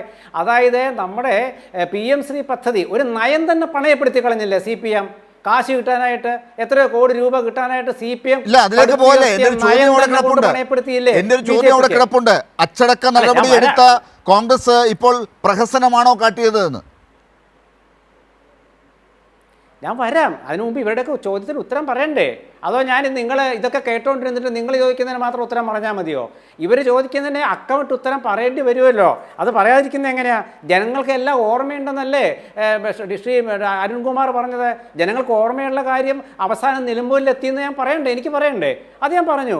പിന്നെ ശബരിമല വിഷയത്തിൽ CPM എന്ത് നിലപാടെടുത്ത നേതാക്കൾക്കെതിരെ, ജയിലിൽ പോയാൾക്കെതിരെ എന്ത് നിലപാടെടുത്തത്? ഒരു നിലപാടെടുത്തിട്ടില്ല. ഇപ്പോഴും അവിടെ തന്നെയാണ്. രാഹുൽ മാങ്കൂട്ടത്തിനെതിരെ താങ്കൾ ചോദിച്ച ചോദ്യം, രാഹുൽ മാങ്കൂട്ടത്തിനെതിരായ നടപടി സസ്പെൻഷനാണ്, ഞാൻ കൃത്യമായി പറഞ്ഞു. അതുപോലെ തന്നെ പോലീസ് എവിടെ? ശ്രീ അരുൺകുമാർ ഇത്രയും നേരം പറഞ്ഞല്ലോ, പോലീസ് മർദ്ദനത്തെക്കുറിച്ച് അദ്ദേഹം പറഞ്ഞില്ല, പോലീസ് ഇടിച്ച് കൊലപ്പെടുത്തിയ ഡിവൈഎഫ്ഐക്കാരനെ കുറിച്ച് അദ്ദേഹം പറഞ്ഞില്ല, പോലീസ് ചെകിട്ടത്തടിച്ച CPM നേതാവിനെ കുറിച്ച് അദ്ദേഹം പറഞ്ഞില്ല. അത് ഞാനല്ലേ പറയണ്ടേ? അപ്പൊ പോലീസ് എവിടെ? പോലീസ് പിടിക്കട്ടെ, പോലീസ് പിടിച്ചൊരു തീരുമാനം എടുക്കട്ടെ. അതിപ്പോ ഞാൻ അല്ലാണ്ട് ഈ പോലീസ് ഒന്നും പിടിക്കാതെ തന്നെയാണല്ലോ കോൺഗ്രസ് നടപടിയെടുത്തത്. ആ നടപടിയെടുത്ത കോൺഗ്രസ് പിന്നീട് എങ്ങോട്ടാണ് ഈ രാഹുൽ മാങ്കൂട്ടത്തിലിനെ ഇങ്ങനെ മുന്നോട്ട് കൊണ്ടുപോകുന്നത് എന്നതാണ് എൻ്റെ ചോദ്യം. അതിനകത്ത് എന്തുകൊണ്ടാണ് വിരുദ്ധ അഭിപ്രായം മുരളീധരനും മറ്റുള്ളവരും ഒക്കെ പറയുന്നത് എന്നാണ് എൻ്റെ ചോദ്യം. അല്ലാതെ പോലീസ് അറസ്റ്റ് ചെയ്താൽ പിന്നെ നോക്കണ്ട, പിന്നെ നടപടി എടുത്ത് തന്നെ മുന്നോട്ട് പോകേണ്ടി വരും. അതുവരെ കാത്തിരിക്കുകയാണോ കോൺഗ്രസ്? ഇവിടെ സ്ത്രീകളുടെ മേൽ ഇത്രമാത്രം പ്രാധാന്യമേ കോൺഗ്രസിനുള്ളോ? സ്ത്രീകൾക്ക് ഇത്ര വിലയെ കൊടുക്കുന്നുള്ളോ? സ്ത്രീകളുടെ ഒരു ശബ്ദം കേട്ടപ്പോൾ ആ ശബ്ദത്തിൻ്റെ പുറത്ത് ഇത്രയധികം ദയനീയമായി കേരളം മുഴുവൻ ആ ശബ്ദം കേട്ട് അതിനോടൊപ്പം കരഞ്ഞപ്പോൾ, അതിനോടൊപ്പം നിൽക്കാതെ മഹിളാ കോൺഗ്രസ്സുകാർ വരെ അതിനോടൊപ്പം നിന്ന് ചില ഘട്ടങ്ങളെങ്കിലും സംസാരിച്ചപ്പോൾ കോൺഗ്രസ് ഒരു നടപടി എടുത്തു എന്ന് പറയുന്നു. പക്ഷേ ഇപ്പോൾ താങ്കൾ പറയുന്നു പോലീസ് വരട്ടെ എന്ന്. ഇതാണോ കോൺഗ്രസിൻ്റെ നിലപാട്? അങ്ങനെയാണെങ്കിൽ അച്ചടക്ക നടപടി പ്രഹസനമല്ലേ? നോക്കൂ, നിങ്ങൾ ചോദിച്ച 2 ചോദ്യങ്ങൾക്ക് 2 ഉത്തരമാണ് ഞാൻ പറഞ്ഞത്. എല്ലാവരും കൂട്ടിക്കുഴയ്ക്കല്ലേ. ഇവിടുത്തെ സ്ത്രീകളുടെ കാര്യം എന്തായാലും ഇപ്പോൾ ഈ തെരഞ്ഞെടുപ്പ് കാലത്ത് CPM-നുള്ള സ്ത്രീകളെ പരസ്യമായിട്ട് റബലായില്ലേ? അവരെന്താ പറയുന്നത്? തിരുവനന്തപുരത്തൊക്കെ രാഷ്ട്രീയം BJPക്ക് അടിയറ വയ്ക്കാന്നല്ലേ ഒരു അവിടുത്തെ വനിതാ നേതാവ് CPM-ൻ്റെ പറഞ്ഞ ഇപ്പോൾ റബല മത്സരിക്കുന്നത്. അവിടുത്തെ യൂത്ത് കോൺഗ്രസ്സുകാരുടെ വോട്ട് വെട്ടാൻ പോയിട്ട് നാണം കെട്ടുപോയില്ലേ CPM? അവിടെ നാണം കെട്ടുപോയില്ലേ? എന്നിട്ട് ഇന്നലെ വയനാട് UDF-കാർ വോട്ട് ചോദിക്കാൻ ചെന്നപ്പോൾ ഇങ്ങോട്ട് കയറാൻ പാടില്ല, ഇത് ഞങ്ങളുടെ സ്ഥലമാണെന്ന്. നാണമില്ലേ ഇവർക്ക് പറയാൻ? ശരി. എന്നിട്ട് ഏത് വനിതയുടെ കാര്യമായി പറയുന്നത്? അതായത് തിരുവനന്തപുരത്തെ ഒരു വനിത 24 വയസ്സുള്ള ഒരു KSUക്കാരുടെ വോട്ട് വെട്ടാനായിട്ട് നടന്ന് അവസാനം ഹൈക്കോടതിയുടെ കാരണം തടിയിട്ടിട്ട് ആ കുട്ടി മത്സരിക്കുക. അപ്പോൾ അവിടെ ഉയർത്തുകയാണ് അരുൺകുമാർ, മറുപടി എന്താണ്? വനിത ഇവിടെ ഇത്രയും കാലം ശ്രീ അരുൺകുമാറിനെ ഉപദേശിച്ച അരുൺകുമാറിനുള്ള പ്രോത്സാഹനത്തിനുള്ള എല്ലാ എഴുത്തും ലേഖനങ്ങളും സംഭാവന ചെയ്ത ദേശാഭിമാനിയുടെ ബ്യൂറോ ചീഫ് CPM-നെതിരെ മത്സരിക്കുക.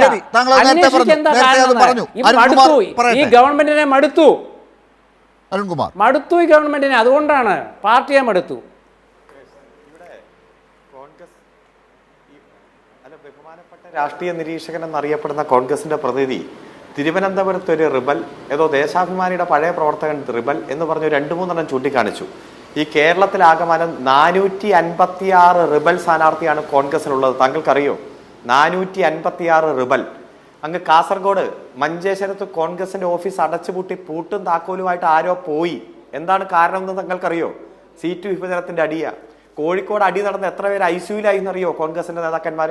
അങ്ങ് തിരുവനന്തപുരത്ത് കോർപ്പറേഷന് പുറത്തും അടിയുടെ ഭാഗമായി ശരീരത്തിൽ ചതവില്ലാത്ത കോൺഗ്രസ് നേതാക്കന്മാരുണ്ടോ എന്ന് എടുത്ത് പരിശോധിക്കുക. നോമിനേഷൻ തള്ളിപ്പോയത് എത്രയോ സ്ഥലത്താണ്. ഇപ്പൊ എറണാകുളത്ത് ജില്ലാ പഞ്ചായത്തിലേക്കുള്ള നോമിനേഷൻ വരെ സ്വന്തം ഡിവിഷനിൽ നിന്നാണ് പിന്താങ്ങുന്നത് എന്ന് പോലും അറിയാതെ നിലവിലെ ജില്ലാ പഞ്ചായത്തിന്റെ വൈസ് പ്രസിഡന്റിന്റെ നോമിനേഷൻ തള്ളിപ്പോയി. ഇത്രയധികം കോൺഗ്രസ് അതമ്പതിച്ച ഒരു സാഹചര്യം ഇതിനു മുമ്പ് കണ്ടിട്ടുണ്ടോ? നിങ്ങൾ 1-2 റിബല് ചൂണ്ടിക്കാണിച്ചിട്ട് അങ്ങനെയല്ലേ ഇങ്ങനെയല്ലേ എന്ന് ചോദിക്കുക. ഞങ്ങൾക്ക് കൃത്യമായിട്ടുള്ള സംഘടനാ സംവിധാനം കൃത്യമായി ഞങ്ങൾ ഈ തെരഞ്ഞെടുപ്പിൽ വർക്കൗട്ട് ചെയ്യുന്നുണ്ട്. ഞങ്ങൾക്കൊരു ലക്ഷ്യമുണ്ട്. കാരണം ഈ കേരളത്തിന്റെ ഇടതുപക്ഷ മനസ്സ് തകർക്കാൻ ശ്രമിക്കുന്ന ഏത് വിധ്വംസക ശക്തിയെയും ശക്തമായിട്ട് ഞങ്ങൾ നേരിടും. ശ്രീ ലാൽകുമാർ നന്നായി സൂചിപ്പിച്ചല്ലോ, മിസ്റ്റർ ലാൽകുമാർ ചൂണ്ടിക്കാണിച്ചില്ലേ, ഈ ലീഗിന്റെ സ്ഥാനാർത്ഥി പ്രഖ്യാപനത്തിൽ ബഹുമാനപ്പെട്ട തങ്ങൾ തന്നെ ജമാഅത്ത് ഇസ്ലാമിയുടെ സ്ഥാനാർത്ഥിയെ പ്രഖ്യാപിക്കുന്ന ഒരു അധംപതനം ഇതും വേറെ ഉണ്ടോ ഇതിനു മുമ്പ്? ജമാഅത്ത് ഇസ്ലാമിയുടെയും പോപ്പുലർ ഫ്രണ്ടിന്റെയും പിന്തുണയില്ലാതെ പല മണ്ഡലങ്ങളിലും ഒന്ന് നിൽക്കാൻ പോലും പറ്റില്ല എന്ന രൂപത്തിലേക്ക് കോൺഗ്രസ് അതമ്പതിച്ചിരിക്കുക. പാലക്കാട് തെരഞ്ഞെടുപ്പിന്റെ റിസൾട്ട് വന്നപ്പോൾ ഏറ്റവും ആദ്യം പ്രകടനം നടത്തിയത് ആരാ? രാഹുൽ മാങ്കൂട്ടിൽ ജയിച്ചപ്പോൾ ഏറ്റവും ആദ്യം പ്രകടനം നടത്തിയത് ജമാഅത്ത് ഇസ്ലാമിയല്ലേ? നമ്മൾ കണ്ടതല്ലേ? അപ്പോ വർഗീയതയ്ക്ക് ബദൽ വർഗീയത തന്നെയാണ്. ആ വർഗീയതയെ കൂട്ടുപിടിക്കാതെ ഞങ്ങൾക്ക് നിലനിൽക്കാൻ പറ്റില്ല എന്ന് കോൺഗ്രസ് പ്രഖ്യാപിക്കുന്നു. ഒരു ഭാഗത്ത് ഭൂരിപക്ഷ വർഗീയതയുടെ പിന്തുണ നേടുന്നു, മറുഭാഗത്ത് ന്യൂനപക്ഷ വർഗീയതയെ കൂടെ കൂട്ടുന്നു. ഞങ്ങൾ പറയുന്നു വർഗീയതയ്ക്ക് ബദൽ വർഗീയതയല്ല, മാനവികതയും മനുഷ്യസ്നേഹവുമാണ്. അതുകൊണ്ട് ആ മാനവികതയുടെയും മനുഷ്യസ്നേഹത്തിന്റെയും വോട്ട് മതി ഞങ്ങൾക്ക് എന്ന് കൃത്യമായിട്ട് ഞങ്ങൾ അവതരിപ്പിക്കുന്നു. അതിനിടയിൽ എന്തൊക്കെയാ ആരോപണം? ഒറ്റ കാര്യം ചോദിച്ചോട്ടെ, ഈ 1 കൊല്ലത്തോളം നീണ്ടു നിന്ന ആശാ വർക്കേഴ്സിന്റെ സമരത്തെ നിങ്ങൾ തലേ കയറ്റിക്കൊണ്ട് നടന്നില്ലേ? ആ SUCI നടത്തിയ സമരം കോൺഗ്രസ് അല്ലേ സ്പോൺസേഡ് ചെയ്തത്? ഉദ്ഘാടനം, സമാപനം എല്ലാം കോൺഗ്രസ് നേതാക്കന്മാരായിരുന്നില്ലേ? അന്ന് നിങ്ങൾ എന്താ പറഞ്ഞേ? നിങ്ങൾ അധികാരത്തിൽ നിന്ന് പോകുമ്പോൾ വെറും 1000 രൂപയായിരുന്ന ഓണറേറിയം ഞങ്ങൾ 7000 രൂപയാക്കി, ഇപ്പോൾ 8000 രൂപയാക്കി. അതായത് കഴിഞ്ഞ 10 വർഷത്തിനിടയിൽ 7000 രൂപയുടെ വർധനവുണ്ടാക്കി. നിങ്ങൾ പറഞ്ഞു 21,000 രൂപയാക്കണം, 21,000 രൂപയാക്കണം എന്ന് പറഞ്ഞ് അവിടെ പോയി പ്രസംഗിച്ചു. ഇപ്പൊ നിങ്ങളുടെ പ്രകടന പത്രികയിൽ എന്താ പറഞ്ഞേക്കണേ? ആകെ 2000. ആ 21,000 എന്നും പറഞ്ഞ് അവിടുത്തെ ആ SUCIയുടെ പ്രവർത്തകരെ അവരെ ആവേശത്തിലാക്കിയിട്ട് ഇപ്പൊ വന്ന് 2000 എന്നും പറഞ്ഞ് അവരെ കളിയാക്കിയല്ലേ ചെയ്തേ? പ്രകടന പത്രികയിൽ അങ്ങനെ പലതും പറയും. ഇതൊക്കെ നടപ്പാക്കുന്ന ശുദ്ധ തോന്നിവാസമല്ലേ എന്ന്. പെൻഷൻ വർധവിന്റെ വാർത്ത വന്നപ്പോൾ നിങ്ങളുടെ UDFന്റെ കൺവീനർ അടൂർ പ്രകാശ് അല്ലേ പറഞ്ഞത്? പ്രകടന പത്രിക പറയുന്നത് നടപ്പാക്കാനുള്ളതാണോ എന്ന് ചോദിച്ചാൽ UDFന്റെ നേതാക്കന്മാരില്ലേ ഇവിടെയുള്ളത്? അതുകൊണ്ട് നിങ്ങൾ എത്ര നുണ പറഞ്ഞാലും എത്ര വ്യാജ വാർത്തകൾ സൃഷ്ടിച്ചാലും ഈ കേരളത്തിന്റെ ഇടതുപക്ഷ മനസ്സിനെ ഒരു ചുക്കും ചെയ്യാൻ കഴിയില്ല. ഇപ്പൊ 64 ലക്ഷം പേർക്ക് സാമൂഹ്യക്ഷേമ പെൻഷൻ, 34 ലക്ഷം പേർക്ക് വീട്ടമ്മമാരുടെ പെൻഷൻ, 5 ലക്ഷം യുവാക്കൾക്ക് വർക്ക് ടു കണക്ട് എന്ന പുതിയ പെൻഷൻ, ഇതെല്ലാം കൊടുക്കുന്നു.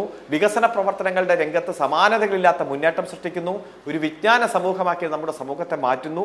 ഫൈനൽ ഇയർ കുട്ടികൾ പുറത്തിറങ്ങുന്നത് തൊഴിൽ അന്വേഷകരല്ല, തൊഴിൽ ദാതാക്കളായിട്ട് മാറുന്നു. ക്യാമ്പസുകളെല്ലാം ക്യാമ്പസ് ഇൻഡസ്ട്രി ആയിട്ട് മാറുന്നു. വീട്ടമ്മമാരെ വരെ വിവിധ മേഖലകളിൽ സ്കിൽഡാക്കി മാറ്റുന്നു. സോഫ്റ്റ് സ്കില്ലും ലോങ് സ്കില്ലും എല്ലാം കൊടുക്കുന്നു. അങ്ങനെ ഈ കേരളം മൊത്തത്തിൽ അങ്ങ് മാറി. മിസ്റ്റർ UDFന്റെ പ്രതിനിധി, നിങ്ങൾ ഇതൊക്കെ മനസ്സിലാക്കണം. ഇതൊന്നും മനസ്സിലാക്കാതെ അന്ധമായ കമ്മ്യൂണിസ്റ്റ് വിരോധത്തിന്റെ ഭാഗമായിട്ട് ഇങ്ങനെ ചെയ്തുകൊണ്ടിരുന്നാൽ ഇതൊന്നും കേരളത്തിന്റെ സമൂഹത്തിൽ ഏക്കില്ല. കാരണം ആ 2020 പഞ്ചായത്ത് തെരഞ്ഞെടുപ്പിന്റെ റിസൾട്ടും 2021 നിയമസഭാ തെരഞ്ഞെടുപ്പിന്റെ റിസൾട്ടും എല്ലാം ഇത്തരത്തിൽ നിരവധി ആരോപണങ്ങൾ നിങ്ങൾ ഉന്നയിച്ചു കൊണ്ടിരുന്ന സമയത്ത് നടന്ന തെരഞ്ഞെടുപ്പാണ്. ആ തെരഞ്ഞെടുപ്പിൽ അത്രയധികം വിജയം ഞങ്ങൾക്ക് നേടാൻ കഴിഞ്ഞുവെങ്കിൽ അന്ന് പറഞ്ഞ പ്രകടന പത്രിക എത്ര ഗംഭീരമായിട്ട് നടപ്പാക്കി അതിന്റെ ഗുണഫലങ്ങൾ അനുഭവിക്കുന്ന കേരളത്തിന്റെ ജനങ്ങൾ, ആ ജനങ്ങളെല്ലാം തീരുമാനിച്ചു കഴിഞ്ഞു. 5 തലത്തിലേക്കും LDFന്റെ വിജയം ഉറപ്പുവരുത്തുക, ലോകത്തിന് മാതൃകയായിട്ടുള്ള ഈ കേരളത്തിന്റെ മോഡലിനെ സംരക്ഷിക്കുക, ഈ കേരളത്തിന്റെ ഇടതുപക്ഷ മനസ്സിനെ സംരക്ഷിക്കുക. അതുകൊണ്ട് നിങ്ങൾ നുണപ്രചരണത്തിന്റെ പുറകെ പൊക്കോ, ആരോപണത്തിന്റെ പുറകെ പൊക്കോ. ഞങ്ങൾ പ്രകടന പത്രികയിൽ പറഞ്ഞ ബാക്കി ഒരു 100ഓളം കാര്യങ്ങൾ ഇപ്പം നടന്നുകൊണ്ടിരിക്കുന്നുണ്ട്. അതോടെ പൂർത്തീകരിച്ച് 900 കാര്യങ്ങളും പൂർത്തീകരിച്ച് സമാനതകളില്ലാത്ത മുന്നേറ്റം ഈ കേരളത്തിൽ സൃഷ്ടിക്കും. ആ മുന്നേറ്റത്തിൽ മുഴുവൻ ജനങ്ങളും ഞങ്ങളോടൊപ്പം അണിനിരക്കുന്ന കാഴ്ച ഞങ്ങൾ കാണുന്നു. അതോടൊപ്പം ഞങ്ങളെ വിമർശിച്ചവർ, ഞങ്ങളെ തള്ളി പറഞ്ഞവരെല്ലാം ഇടതുപക്ഷമാണ് ശരി, അതുപോലെ സഖാവ് പിണറായി വിജയന്റെ നിലപാടുകളാണ് ശരി എന്ന് പറഞ്ഞ് ഞങ്ങളോടൊപ്പം കൂടുന്ന കാഴ്ചയും ഞങ്ങൾ കാണുകയാണ്. ഇതൊക്കെ കണ്ട് നിങ്ങളെങ്ങനെ വിഷമിച്ചിരിക്കുക? പ്രതിപക്ഷ നേതാവ് പല ഘട്ടത്തിലും പറഞ്ഞോണം എനിക്ക് ഓർമ്മയില്ല എന്ന് പറയുന്ന ഒരു സാഹചര്യം, അത് തന്നെ UDFന്റെ നേതാക്കന്മാർ പറഞ്ഞ് ആവർത്തിക്കുന്ന ഒരു സാഹചര്യം നമ്മൾ കാണുക. ശരി, എനിക്കൊരു ഇടവേളയിലേക്ക് പോകുന്നതിന് മുമ്പ് അരുൺകുമാർ ഒരു ഒറ്റ മിനിറ്റിൽ ഒരു ഉത്തരം പറയാമെങ്കിൽ, ഇപ്പോൾ സംഘടനാ പ്രശ്നങ്ങളിൽ ഈ ഉയർന്ന ഈ UDFനെ അല്ലെങ്കിൽ കോൺഗ്രസിനെ ആണോ ഇപ്പോൾ LDF പ്രതീക്ഷ വച്ചിരിക്കുന്നത്? താങ്കൾ പറഞ്ഞ ഒരുപാട് കാര്യങ്ങൾ ജനങ്ങൾ ചർച്ച ചെയ്യുന്നുണ്ട്. പക്ഷേ ഈ സംഘടനാ പ്രശ്നങ്ങൾ കാരണം ഇപ്പോൾ ഒരു പ്രധാനപ്പെട്ട വിഷയം ഞാൻ ഏറ്റവും ഒടുവിൽ ചൂണ്ടിക്കാട്ടിയ രാഹുൽ മാങ്കൂട്ടത്തിൻ്റെ വിഷയം അവർ സംഘടനാ നടപടി എടുത്തതിന് ശേഷം നേരിടുന്ന ഒരു പ്രശ്നമാണ്. അതിനെ നിങ്ങൾ എങ്ങനെ കാണുന്നു എന്നുകൂടി പറയാൻ സാധിക്കുമോ? ഇതെല്ലാം വളരെ തട്ടിപ്പല്ലേ. ഈ കോൺഗ്രസിന്റെ ഭരണഘടനയിൽ പറയുന്ന നടപടി നമ്മൾ എത്ര തവണ ഭരണഘടന വെച്ച് ചർച്ച ചെയ്താണ്. ഇതിലൊന്നും പറയാത്ത ഒരു സസ്പെൻഷൻ, 1 മാസം കൊണ്ട് തിരിച്ചു വരുന്ന സസ്പെൻഷൻ, എന്നിട്ട് അത് ചെയ്തു ഇത് ചെയ്തു എന്ന് പറഞ്ഞ് അവരുടെ സ്റ്റാർ ക്യാമ്പയിനായിട്ട് എല്ലാ പരിപാടികളിലും പോകുന്നത് ആരൊക്കെയാണ് എന്ന് നമ്മൾ കണ്ടതാണ്. അപ്പോൾ ഇതൊക്കെ കൂടുതൽ വെളിപ്പെടുത്തൽ ഒരു പാവപ്പെട്ട കുട്ടിയുടെ ഭാഗത്തുനിന്ന് വരുന്നു. ഒരു ഭ്രൂണഹത്യയുമായി ബന്ധപ്പെട്ടുകൊണ്ടുള്ള നിരവധി ആരോപണങ്ങളും പരാതിയും വീഡിയോ സന്ദേശവും അതുപോലെ ചാറ്റിംഗ് ഒക്കെ പുറത്തു വരുന്ന ഒരു സാഹചര്യമാണ്. ഇതൊക്കെ കോൺഗ്രസിനെ സംബന്ധിച്ചിടത്തോളം അതൊക്കെ കോൺഗ്രസിന്റെ ഒരു സംസ്കാരം എന്ന രൂപത്തിൽ ആരും വലിയ പ്രാധാന്യം കാണാത്ത ഒരു സാഹചര്യം നമ്മൾ കാണുകയാണ്. വനിതാ നേതാക്കന്മാർ, ഇവിടെ ശ്രീ ലാൽകുമാർ വളരെ വിശദമായി തന്നെ ചൂണ്ടിക്കാണിച്ചല്ലോ. വനിതാ നേതാക്കന്മാർ എന്താണ് KC വേണുഗോപാലിന്റെ ഭാര്യ പറഞ്ഞത്? ഞങ്ങളുടെയൊക്കെ വീട്ടിലെ പെൺകുട്ടികൾ, ഞങ്ങളുടെ മക്കൾ വരെ ഭയപ്പാടിലായിരുന്നു എന്നാണ് പറഞ്ഞത്. നിമിഷ നേരം കൊണ്ട് ആ മെസ്സേജ് പിൻവലിക്കേണ്ടി വന്നില്ലേ? ആ നേതാക്കന്മാരെയൊക്കെ എത്ര മോശമായിട്ടാണ് വനിതാ നേതാക്കന്മാരെ വരെ ചിത്രീകരിച്ചത്. വലിയ മാഫിയ സംഘം കോൺഗ്രസിനെ ഭരിക്കുന്നത് നമ്മൾ കാണുകയാണ്. ഇതിന്റെയൊക്കെ ദുരന്തം കോൺഗ്രസ് അനുഭവിച്ചു കൊണ്ടിരിക്കുന്നു. ആ ദുരന്തത്തിൽ നിന്ന് കോൺഗ്രസിനെ രക്ഷിക്കാൻ കോൺഗ്രസിന് പോലും സാധിക്കാത്ത അവസ്ഥയാണ് ഇപ്പോൾ ഉള്ളത്. ശരി, അതായത് ഇപ്പോൾ N. ശ്രീകുമാർ നോക്കൂ, 2-3 കാര്യങ്ങളുണ്ട്. എല്ലാ ചോദ്യങ്ങളോടും ഒരുമിച്ച് ചോദിക്കാനും ചോദിക്കാതിരിക്കാനും പറ്റാത്ത അവസ്ഥ. ജമാഅത്തെ ഇസ്ലാമിയുമായിട്ടുള്ള ബന്ധത്തിൻ്റെ പുറത്ത് തിരിച്ചടിയാകാൻ പോവുകയാണോ ഇനിയിപ്പോൾ? തൃശ്ശൂരിലെ DCC പ്രസിഡന്റ് കാര്യം ഞാൻ നേരത്തെ ചൂണ്ടിക്കാട്ടി. ഇതെല്ലാം LDFന് മേൽക്കൈ ഉണ്ടാക്കുകയാണ് ഇപ്പോഴേ തന്നെ. അല്ല, ജമാഅത്തെ ഇസ്ലാമിയായിട്ട് നേരത്തെ LDF-നായിരുന്നു ബന്ധം. അവർ LDF ബന്ധം ഉപേക്ഷിച്ച് UDF-നൊപ്പം ചേർന്നു. അതങ്ങനെ നിൽക്കുന്നു. രണ്ടാമത്തെ കാര്യം, ശ്രീ അരുൺകുമാർ ഒരു കാര്യം പറഞ്ഞു. 21,000 രൂപ ആശാവർക്കർമാർക്ക് ഓണറേറിയം കൊടുക്കാമെന്ന് പറഞ്ഞു. ഇപ്പോൾ 2,000 ആക്കിയത്. 2,000 ആക്കിയത് ഓണറേറിയം ഈ ത്രിതല പഞ്ചായത്തിലെ പഞ്ചായത്തുകൾ കൊടുക്കുന്ന കാര്യമാണ്. ഗവൺമെൻറ് കൊടുക്കുന്നത് അടുത്ത നിയമസഭാ ഇലക്ഷൻ്റെ പ്രകടന പത്രികയിലേ കാണുള്ളൂ.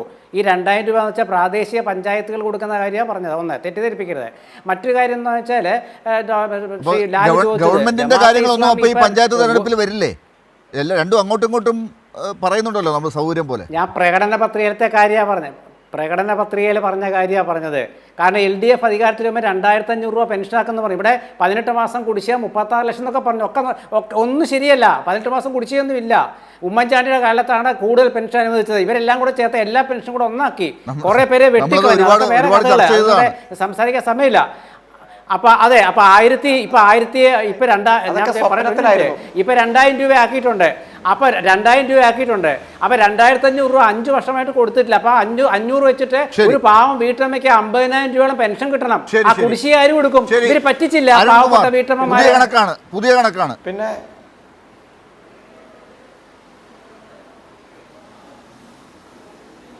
അരുൺ, തട്ടിപ്പ്, വെട്ടിപ്പ്, അനാശാസ്യം ഇതാ സമം കോൺഗ്രസ് എന്ന രൂപത്തിൽ കേരളത്തിലെ ജനങ്ങൾ കോൺഗ്രസിനെ കൃത്യമായിട്ട് വിലയിരുത്തിയിട്ടുണ്ട്. ഇപ്പോൾ പെൻഷൻ ഇവർ പോകുമ്പോൾ 600 രൂപ 18 മാസം കുടിശ്ശിക 32 ലക്ഷം. ഇപ്പോൾ അത് 2,000 രൂപ 64 ലക്ഷം പേർക്ക് ഒരു കുടിശ്ശികയും ഇല്ലാത്ത സാഹചര്യം. ഈ സാഹചര്യത്തിലാണ് അദ്ദേഹം പറയുന്നത് ഇപ്പോൾ വർദ്ധിപ്പിച്ചത് റിട്രോസ്പെക്റ്റീവ് എഫക്റ്റിൽ കിട്ടണമെന്ന്. പ്രകടന പത്രികയിൽ പറഞ്ഞ കാര്യങ്ങൾ നടപ്പാക്കുമ്പോൾ അതിന് പൂർവ്വകാല പ്രഭാവം എന്നൊക്കെ പറഞ്ഞ് എന്തൊരു സങ്കല്പമാണ് ഇവർ പറയുന്നത്. കോൺഗ്രസിന് പറയാൻ ഒരു രാഷ്ട്രീയമില്ലാതായിരിക്കുന്നു, ചൂണ്ടിക്കാണിക്കാൻ ഒരു പോയിന്റും ഇല്ലാതായിരിക്കുന്നു. അതുകൊണ്ട് എന്തൊക്കെയോ ബഹളി പിടിച്ച് പറഞ്ഞുകൊണ്ടിരിക്കുകയാണ്. പല ജൽപ്പനങ്ങൾ വരികയാണ്. പല പൊതുബോധം ഉണ്ടാക്കാൻ വേണ്ടി വ്യാജ വാർത്തകൾ സൃഷ്ടിക്കുകയാണ്. അതിനുവേണ്ടി കുറേ കൂട്ടുകെട്ടുകൾ ഉണ്ടാക്കിയിട്ടുണ്ട്. ഇപ്പൊ ജമാഅത്ത് ഇസ്ലാമി പോപ്പുലർ ഫണ്ടുമായിട്ട് ബന്ധമുണ്ട്, UDF സഹകരിച്ചു എന്ന് പറഞ്ഞല്ലോ ഏതായാലും ആ പ്രതിനിധി. അതൊക്കെ ജനങ്ങൾ കേൾക്കുന്നുണ്ട്. ഇവർ ഇപ്പോഴും മതരാഷ്ട്രവാദികൾ തന്നെയാണ്. ആ മതരാഷ്ട്രവാദികൾ തന്നെയാണ് ഇവർ എന്നും മതത്തിന്റെ പേരിൽ രാഷ്ട്രീയം നിർമ്മിക്കാൻ നടക്കുന്നവരാണെന്നും അവർ പ്രഖ്യാപിക്കുമ്പോൾ പ്രതിപക്ഷ നേതാവ് ക്ലീൻ ചിറ്റ് കൊടുക്കുക. അതിൽ നിന്നൊക്കെ ചെറിയ മാറ്റങ്ങൾ വന്നിട്ടുണ്ടെന്ന് ഇതൊക്കെ മതനിരപേക്ഷ വാദികൾ കാണുന്നുണ്ട്, അവരെല്ലാം വിലയിരുത്തുന്നുണ്ട്. അത്രമാത്രമേ ഈ അവസരത്തിൽ സൂചിപ്പിക്കൂ. ശരി, അഡ്വക്കേറ്റ് N. ലാൽകുമാർ, നോക്കൂ, നിയമസഭാ തെരഞ്ഞെടുപ്പിന് തൊട്ടു മുമ്പുള്ള ഈ പഞ്ചായത്ത് തദ്ദേശ സ്വയംഭരണ സ്ഥാപനങ്ങളിലേക്കുള്ള തെരഞ്ഞെടുപ്പിൻ്റെ റിസൾട്ട് തന്നെയാണ് കഴിഞ്ഞ 1-2 തവണയായി നമ്മൾ പരിശോധിക്കുമ്പോൾ വീണ്ടും ആവർത്തിക്കാൻ സാധ്യതയുള്ളത് അടുത്ത ഏപ്രിലോ മെയിലോ ഒക്കെ. അപ്പോൾ ഇവിടെ താങ്കൾ അതെങ്ങനെ കാണുന്നു?